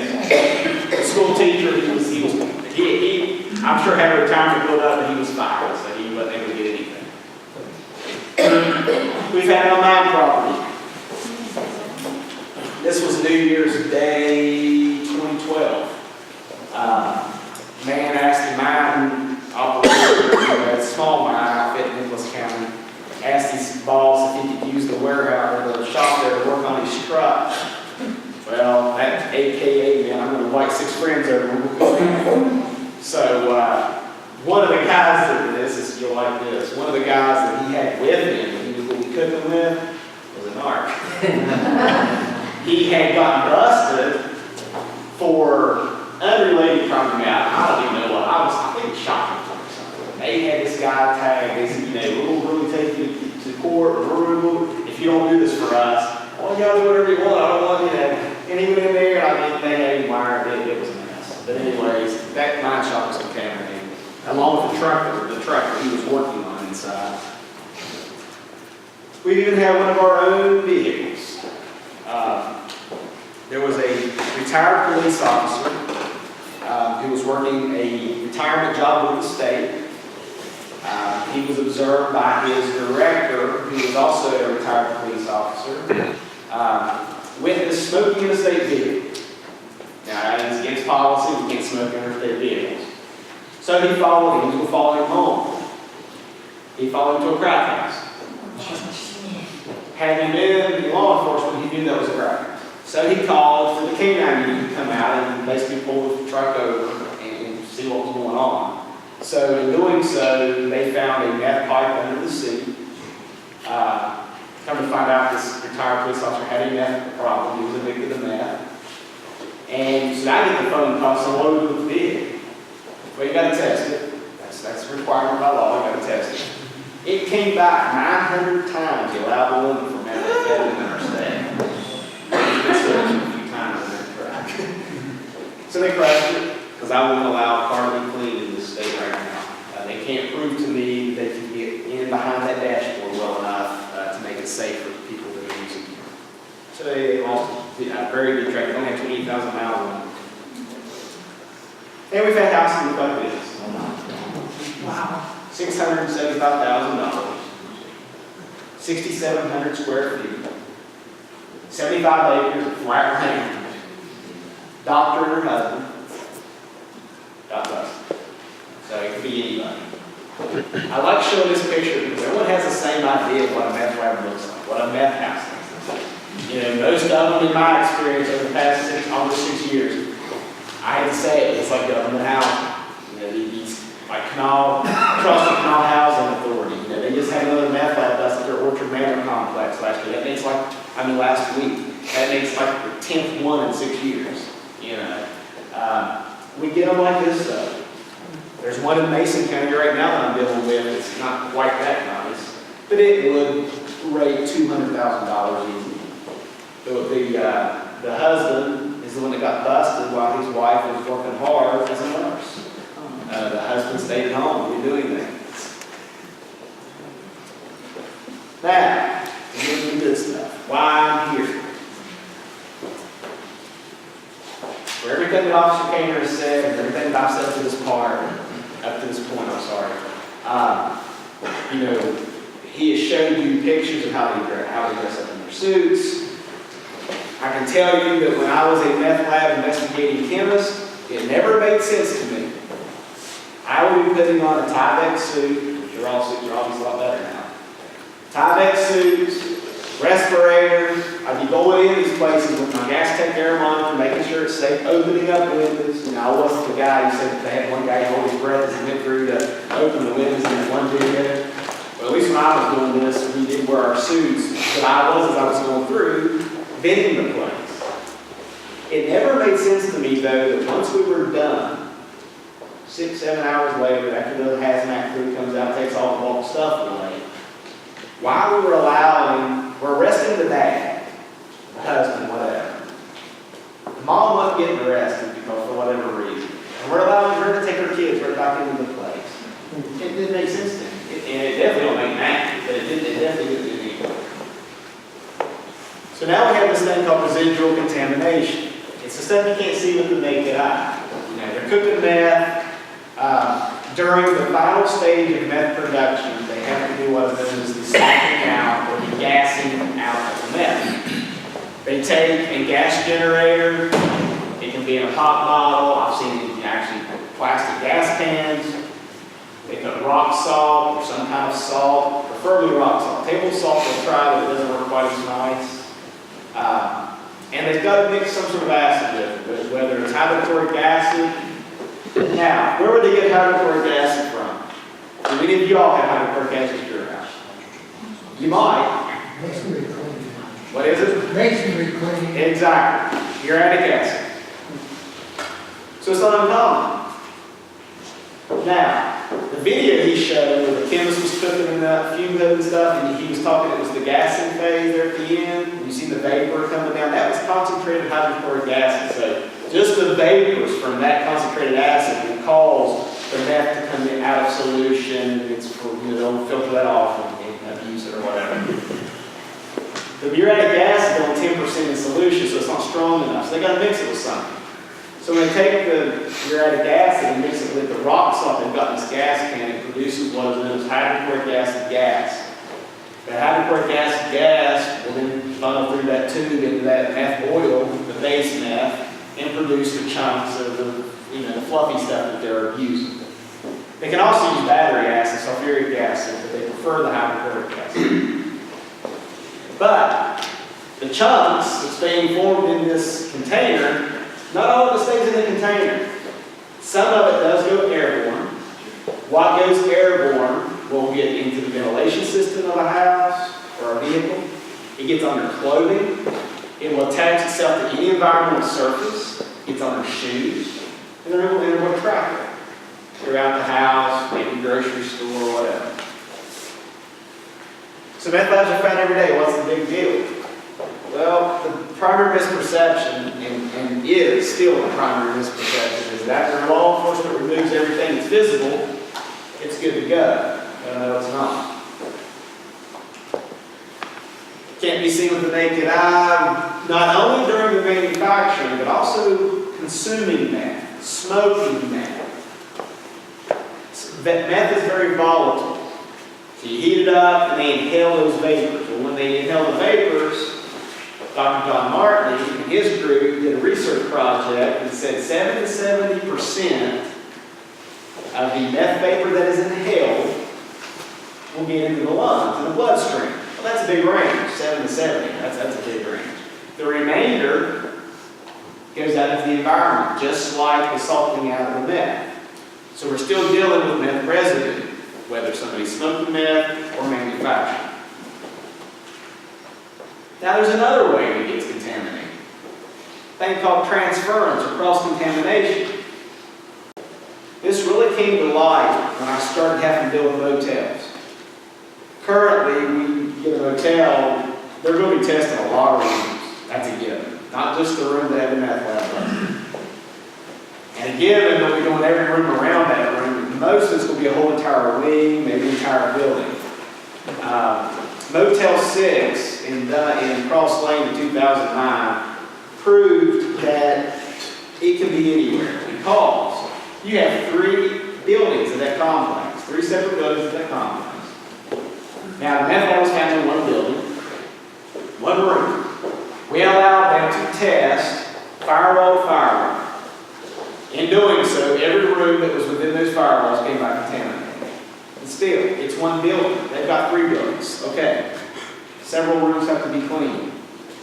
Well, in a meeting with their staff, the maintenance guy tells me, oh, well, I took the HVAC out of that room, and I put it in that building over there. So I said, fine. Got to test that entire building now. Firewall to firewall. So they did. Those rooms come back contaminated. Within the lovely, lovely cleaning staff. Lady raises her hand, never forget the look on her face. She's like, I got something to tell you. Go ahead. She said, we use the same mops, the same rags, the same vacuums into all these rooms. All right, everything got to be shut down, everything got to be tested. Now, what that told me was there has to be cross-contamination because one meth lab in a building over here, obviously it will contaminate 2 buildings over. Now, mind you, I'm sure they've had multiple issues with the past and no one found it. However, their cleaning protocol, mind you, up to this point, was if a meth lab was found, clean with simple green, and put an air freshener in the room. I'm not kidding you, that's what she told me. We've had multiple motels this. The Super 8 in Dunn Bar, 75 room capacity, all 75 rooms were contaminated. Even the vending machine keypad was contaminated. Even the washers and dryers were contaminated. Which one sent the meth first to the hospital? That was Motel 6 in Canal City, and I was the one that did that. That's the USA Today interview, because that made national news on that. Sir? Yes. I've been told that sometimes they make these mixtures in motels where you make a coffee in your tea. Yes. So I don't use those anymore. Yeah, don't. Yeah. Something else, not that you would stay in a lot of motels that would probably do this kind of thing, but if you look up and look at the smoke detectors, make sure it's intact. I have stayed in places where someone has actually disarmed the smoke detector. There's only one reason they would be doing that, and that's the smoke meth, for the most part. I mean, you can go outside and smoke a cigarette. You can almost go outside and smoke marijuana, but you don't really want to go outside and smoke meth. Just an example of manufacturing. Example of smoking meth. They love light bulbs. I did an entire paper presentation on light bulbs because when I was a death investigator, I had a nurse that they found, she passed away behind a hospital from a drug overdose. And she had some light bulbs with her too. And so I swapped out the light bulb, come find out I found methamphetamine. and cross-contamination. This is just an example of how it spreads. You've got the meth lab on the stove, you've got the person smoking meth here, you've got the camp getting high over here. You've got, obviously needles are a problem too, drainage system, but meth, you know, like you said, pretty much the entire property has to be assumed contaminated when the meth lab is found. We have had rooms come by, not as high of contamination, but for the most part, all rooms are contaminated. Outdoor contamination, we don't really have jurisdiction over outdoor contamination. I like to talk about it a little bit. This is a hand-dug well in Sissonville. A gentleman that got busted admitted to throwing his meth materials down this drain, down this well, which becomes a DEP problem. Dump sites, and this is in the back of the house. There's the, the Mountain Dew bottles, Mellow Yellow bottles. This is a unique story. Imagine two campers sitting side by side over here. There's a house attached to this pool. Meth lab's found in the campers. Story is a girl and her now boyfriend is living in the campers. They're busted. Her ex-husband lives in the house though. He lets them stay there. She gets a conscience. Thank God she did. She admitted to law enforcement that they dumped all their chemicals in this pool. Now she's got kids. They swim in that pool. But if you notice the trees, it's winter. So thank God that it wasn't warm and sunny. So they had to end up just destroying emptying out the water like they would a septic tank and then just tear down the pool. Our law and rule, well, after law enforcement collects their evidence, and the hazmat team, which is now DEP, comes out and takes all the bulk stuff away, there are counties and states that have ordinances that will condemn houses, some will tear them down. We do not use, at the state level, we do not use the word condemning, because we do not take ownership of the property. The way the law reads, the property owner is responsible for maintaining his or her property secure and unoccupied until such a time the state of West Virginia releases that property to, basically allow them to reoccupy it. Some require extensive testing. Colorado requires that every chemical that's on the manifest, the law enforcement, thus the lab, they got to test for all those chemicals. Well, in this state, you just test for methamphetamine. They actually test for the drug itself. At the residue level, but that's what they're testing for. What is that level? 0.1 micrograms per 100 square centimeter.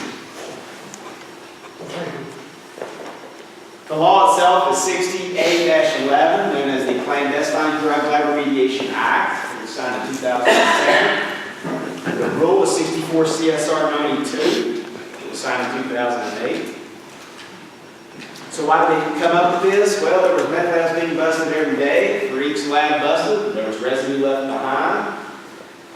We are part of public health, so our job is to protect public health.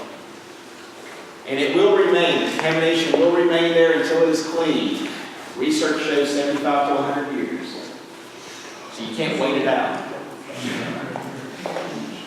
Removal versus remediation. This is where it gets kind of confusing for some people. Removal is what law enforcement does, or the DEP, they're removing the bulk waste. Remediation is what my program deals with. It's making it safe for people to live there once again. And that may be tearing the place down. And some properties just cannot be cleaned.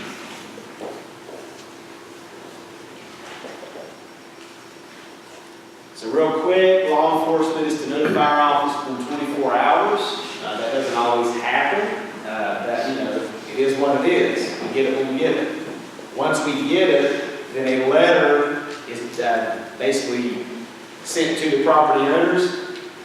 It gives them 30 days to have the property tested by one of the licensed contractors. We now have 15 licensed contractors in our state. We only had 3 at first. Actually, for the first 3 years, we had 3. For the past 3 we've added a lot more. The remediation contractors and technicians have to go through specialized training. They go through a 2-day, 16-hour meth lab remediation course and a 40 or 45-hour OSHA HAZWOP course.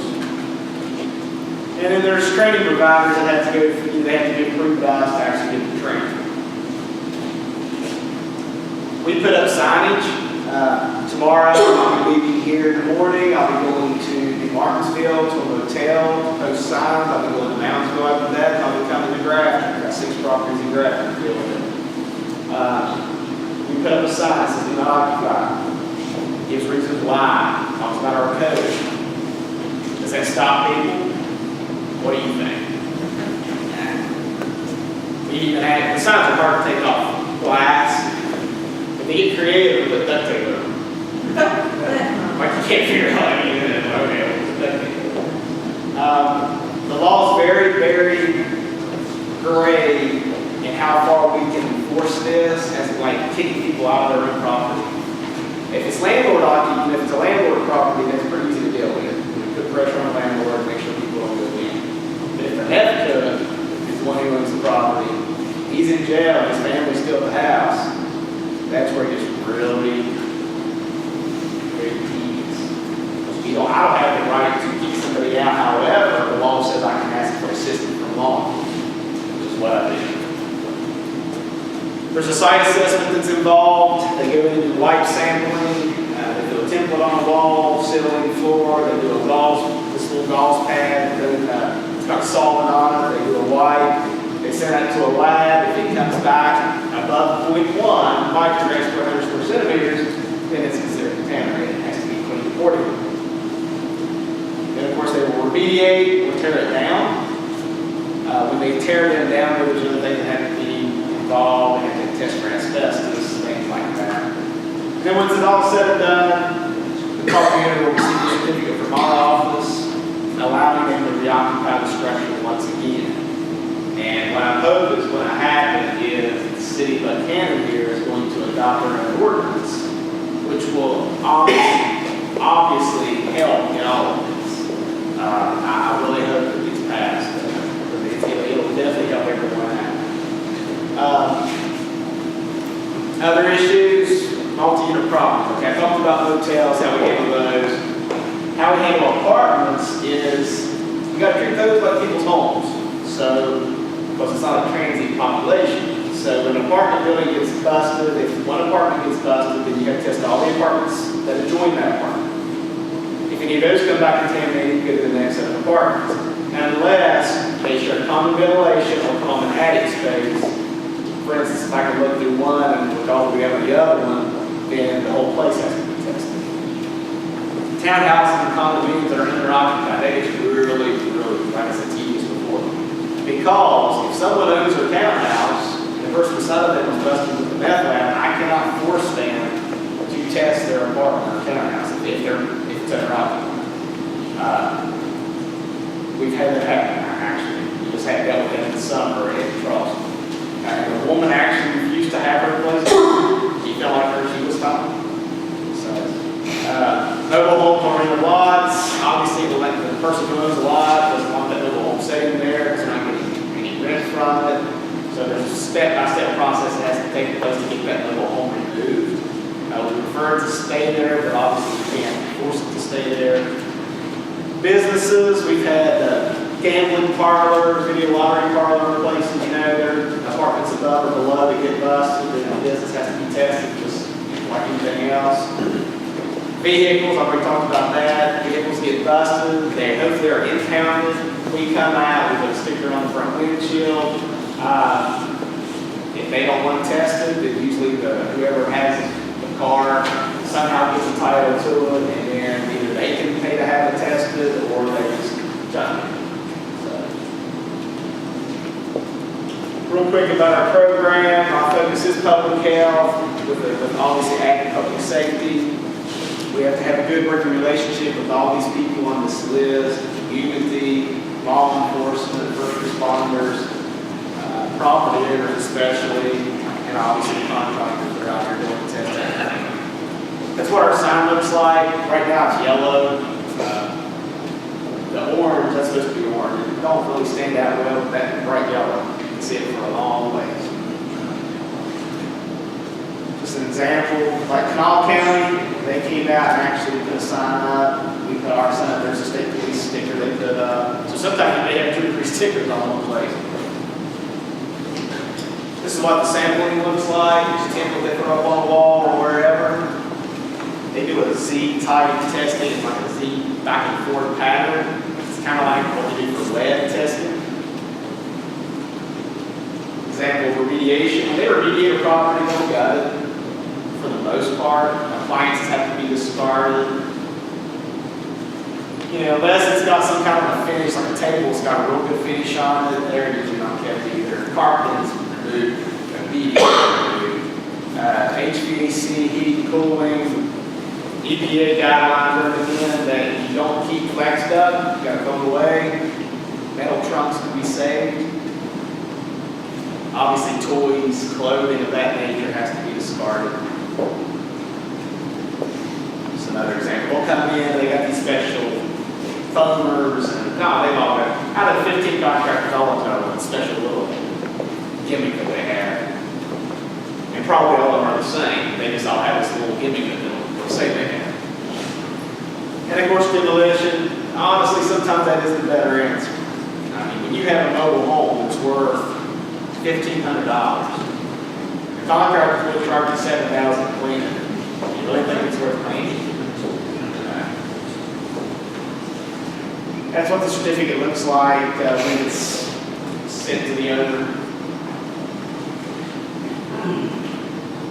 Real quick, drug addicted children, where I'll do some on the task force. I always kind of get a little look about this.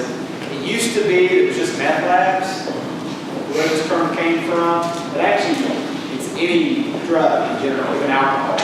If the family is more concerned with drugs and their other child's well-being, then that child's considered drug addicted children. They go through a binge when their meth use cycle. First 14 days, the meth user's binging, then they'll go 1 to 5 days with tweaking, and then the last 4 days are crashing. Now, I agree with pretty much all these abuse and violence aspects, but I don't agree with this bottom. It just says neglect. You know, if they're crashing, which means they're asleep, if they're not waking up, anyone can be coming into that house. So these other aspects can be going on, and they don't know what's going on.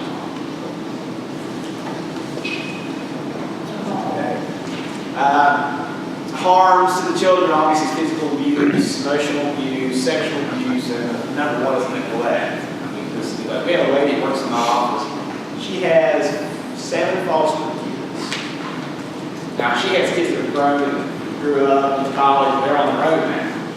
But she took these 7 kids and they were from that house. So, I think that's pretty awesome that she did that. I believe she did wow, 7 kids. She didn't want them to be split up. So she took them all.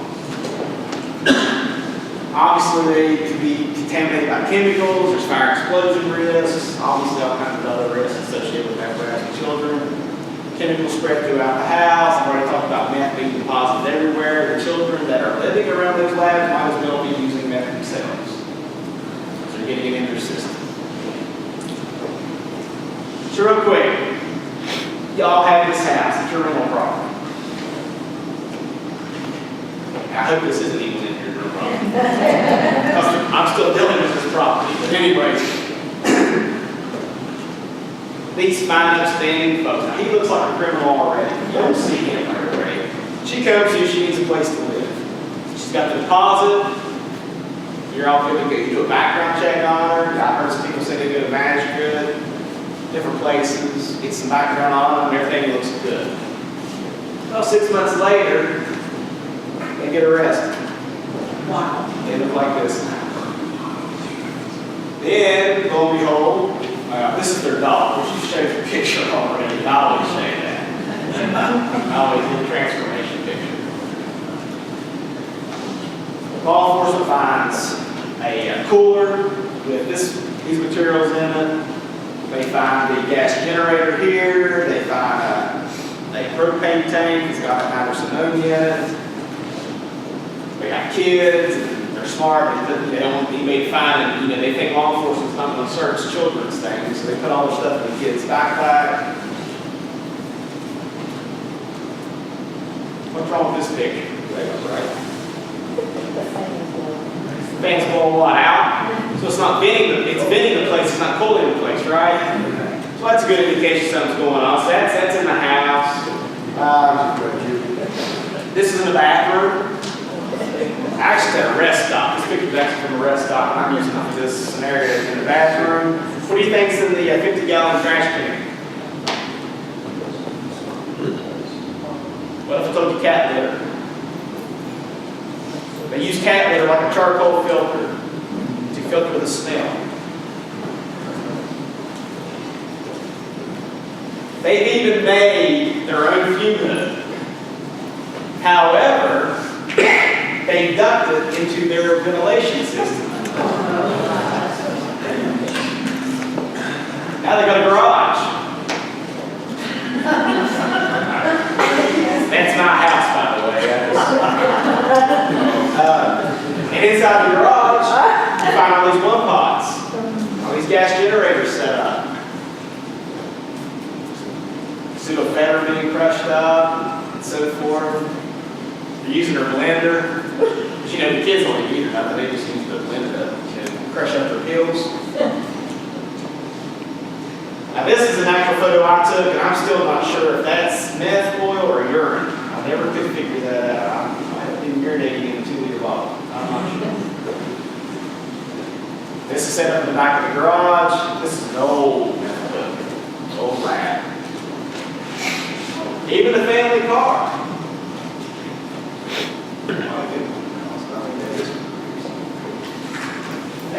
Yeah, I think it might have yeah. Anyway, so this was you can't really see it, my sticker.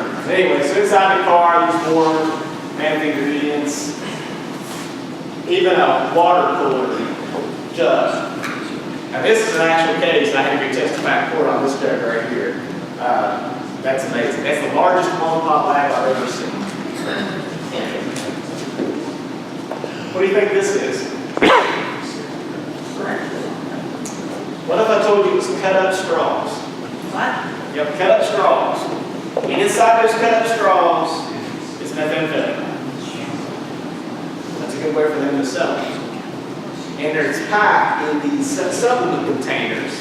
So when the officer pulled this car over, on June 10, 2009, they were thinking, well, you know, no one's ever going to search this.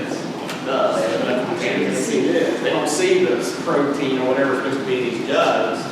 They find these cut up straws. I think that's out of California. So what's next? Well, obviously law enforcement's going to notify my program.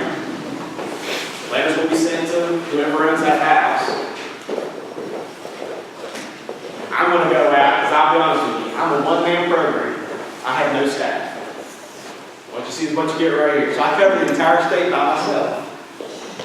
So I'll get to there eventually. It may not be, it might be a week or two, but I'll get there. Then the owner of the property has to hire a licensed contractor to go in and actually test. And then they have to hire the same contractor or a different one to do the cleaning or demolition. And then we'll issue a certificate and allow them to reoccupy once it's all done. Any questions? What's the average cost of, I know it's a whole range, but a single family home to come in and clean it up? I'll give you two. Single family home to test, average cost $1,000. Average cost of cleans $10,000. The Crime Victims Compensation Fund will pay up to $10,000 unless the bill gets changed here in the next few weeks. And they set that price because that's what the average was. You know, it used to be $5,000, now it's $10,000. We only had 3 contractors. It's kind of funny. We had 3 contractors. It was $5,000 was the average cost. So I'm out trying to find people to become contractors, thinking if we get more contractors, what should that do? Drive the price down, right? Competition. No, it had the reverse effect. It more than doubled in price. I have a question. So what happens?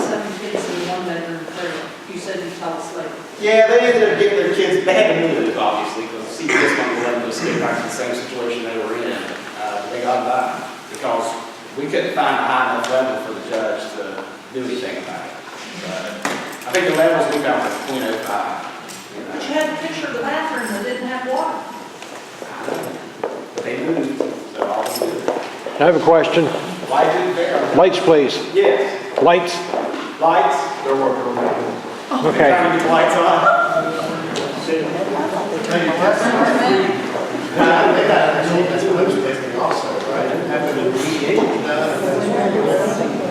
The $10,000 cost, I'm talking about that including it should have.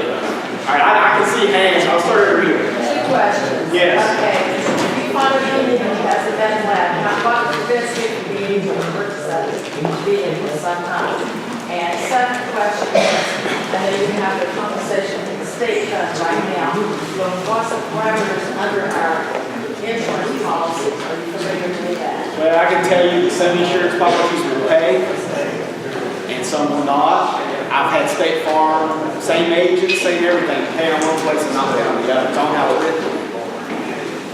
Right now, there's a push, but it's not probably going to happen anytime soon. There's a push to try to get the insurance commissioner to step up and make insurance companies pay. Because, to me, it's vandalism. Right, exactly. They're vandalizing the property. Now, your question was, what keeps you from buying a car that might be contaminated? Nothing. Because unless it's impounded, and we get it, we tag it, we go through the whole process with it. That's the only way it's really kept out of the loop. So if it's tagged for you, then the title is? Well, it'll just get junked. I mean, unless it comes back clean when they test it. If it comes back clean when they test it, then we have no jurisdiction. But if when they test it, it's contaminated, then it's going to the junkyard. Well, it's going to the crusher, not to the junkyard. It's going to the crusher.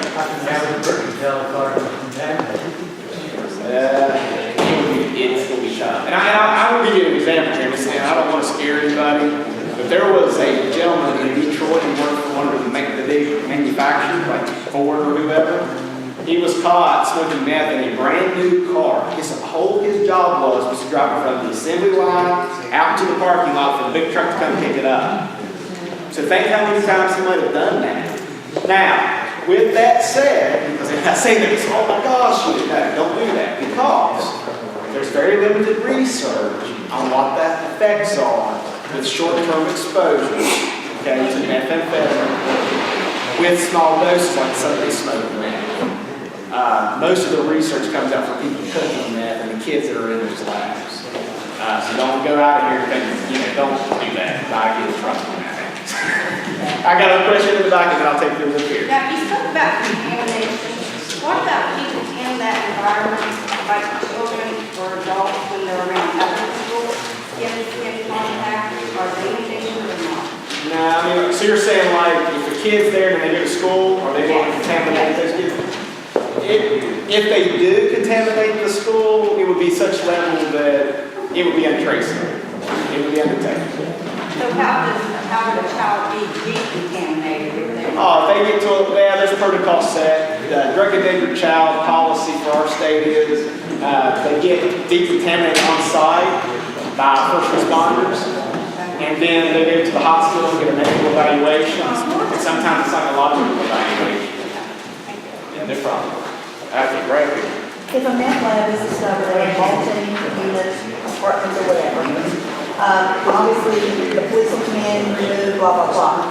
What's the responsibility, or is there, of the landowner at that point to the other tenants in conjunction to that? Because it's obviously a process. It sounds like it takes a process. So what do you do about the other folks that potentially? You probably want to inform them of what went on. You would not have a responsibility as a landowner, I would think, not to provide alternate housing. Yeah, you would have to do with that on a lot of cases. You wouldn't have to as a landowner. Yes. If they're being moved out of their property for testing, you would need to make sure they have a place to go. Now, if it's a multi-unit property that's being shut down due to meth contamination, the American Red Cross will come out a lot of times. Also, the same fund pays for the cleanup and stuff. Right now, we'll pay up to $2,000 to move them to a new location.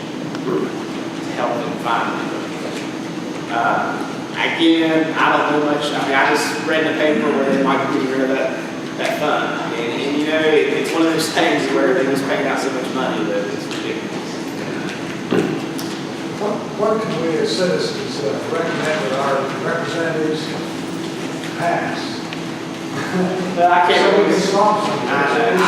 We as citizens. I would love to sit up here because I've got a whole bunch of things to be done. And I can't, because I'm a state regulator, I can only, you know, I would tell you that what they're doing here, okay, in the town, okay, if they can get something passed that will enhance the state law and rule and better serve you all, hopefully, because I do this whole grassroots thing now, because I realize at the very beginning of this, state laws only take us so far. Counties, like Kanawha County, and cities can go above and beyond what the state says. They at least have to do what the state says. They got to go above and beyond. So, with that said, I went to Hardy County, spoke to their county commission. They've got something on the books now. Several cities across in Kanawha County do. The Kanawha County Commission only steps in the rural parts. They don't talk to them. They don't actually do anything in the cities. So basically, if that happens, if y'all get something passed here, I'm hoping like Elkins will follow suit and we'll start having it. Yeah, there's a question about it. You mentioned 80% of the meth in West Virginia comes from Mexico today. That's what we're being told. That's what I've been told for the past 6 years. We had a law on the books about a year ago that said if you want to go in and get a medicine in a pharmacy that contains pseudoephedrine, you have to go to the counter, show a driver's license, they check to make sure you have a box more than one box on the last whatever time frame. Right. They passed a bill last week in the Senate, which is now going to the House, that said in order to get pseudoephedrine, you have to go to a doctor and get a prescription. Is that going to help? It'll help in the beginning. I don't know if it's going to be long term. Other states that have passed it, and I'm going to say this, and I'm going to have to stop because I get in trouble when I start doing that. I'll just be honest with you. I always say too much, okay? I've been doing this too long. 15 years I've been doing meth stuff. I mean, I've seen too much. Other states that have passed this same law saw a decrease first year, second year, okay? The very next year, it hit them like they never seen before. If that happens, oh well. I'm hoping it don't. I'm hoping they pass this and it works and I can go find something else to do. There's other properties that, you know, I can do other stuff. I mean, I don't have to get that way. But we're doing such a wonderful job of controlling prescriptions in the southern part of the state. Yeah. When I was a meth investigator, I was a meth investigator during the time when the CDC came up here to do a whole report on southern coal fields. Because we had 675 overdose deaths in our state. The majority was coming from the south. We led the nation. 2005, led the nation. We're a small state, though. I mean, we are. I mean, we're a small state. Per capita, we beat California, New York. That's amazing. I thank you for your time. I'll go for questions. When you're finished, could we ask Dave, would you speak to us? I'm interested in what exactly the city, I've read a little bit in the paper, a lot of people aren't aware of what the city is going to propose. They're going to have public meetings and what exactly, yeah, I'd like to do that. How about a nice hand, Mr. Yes.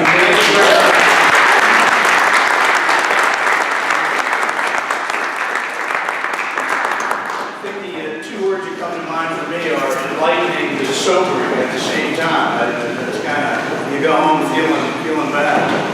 We're glad everybody came out. This is hopefully the first in a series of these kinds of police departmental sharings that we plan on having. Everybody have a great rest of your evening, and if anybody wants to stick around and ask additional questions, we have. Dave, you're going to talk about what the city's proposing. That's right. The ordinance that you're proposing. Yeah, what we were proposing to adopt back in December in the City Council was adoption of the EPA March 2013 guidelines. It took the federal government from 2006, when they were commissioned to do that, all the way to 2013 to finally start things out. In the meantime, the state of West Virginia has adopted some regs, which we weren't incorporating in the ordinance. state guidelines, and then some, is what I'll be recommending. I think it's, we would like this to be the model ordinance.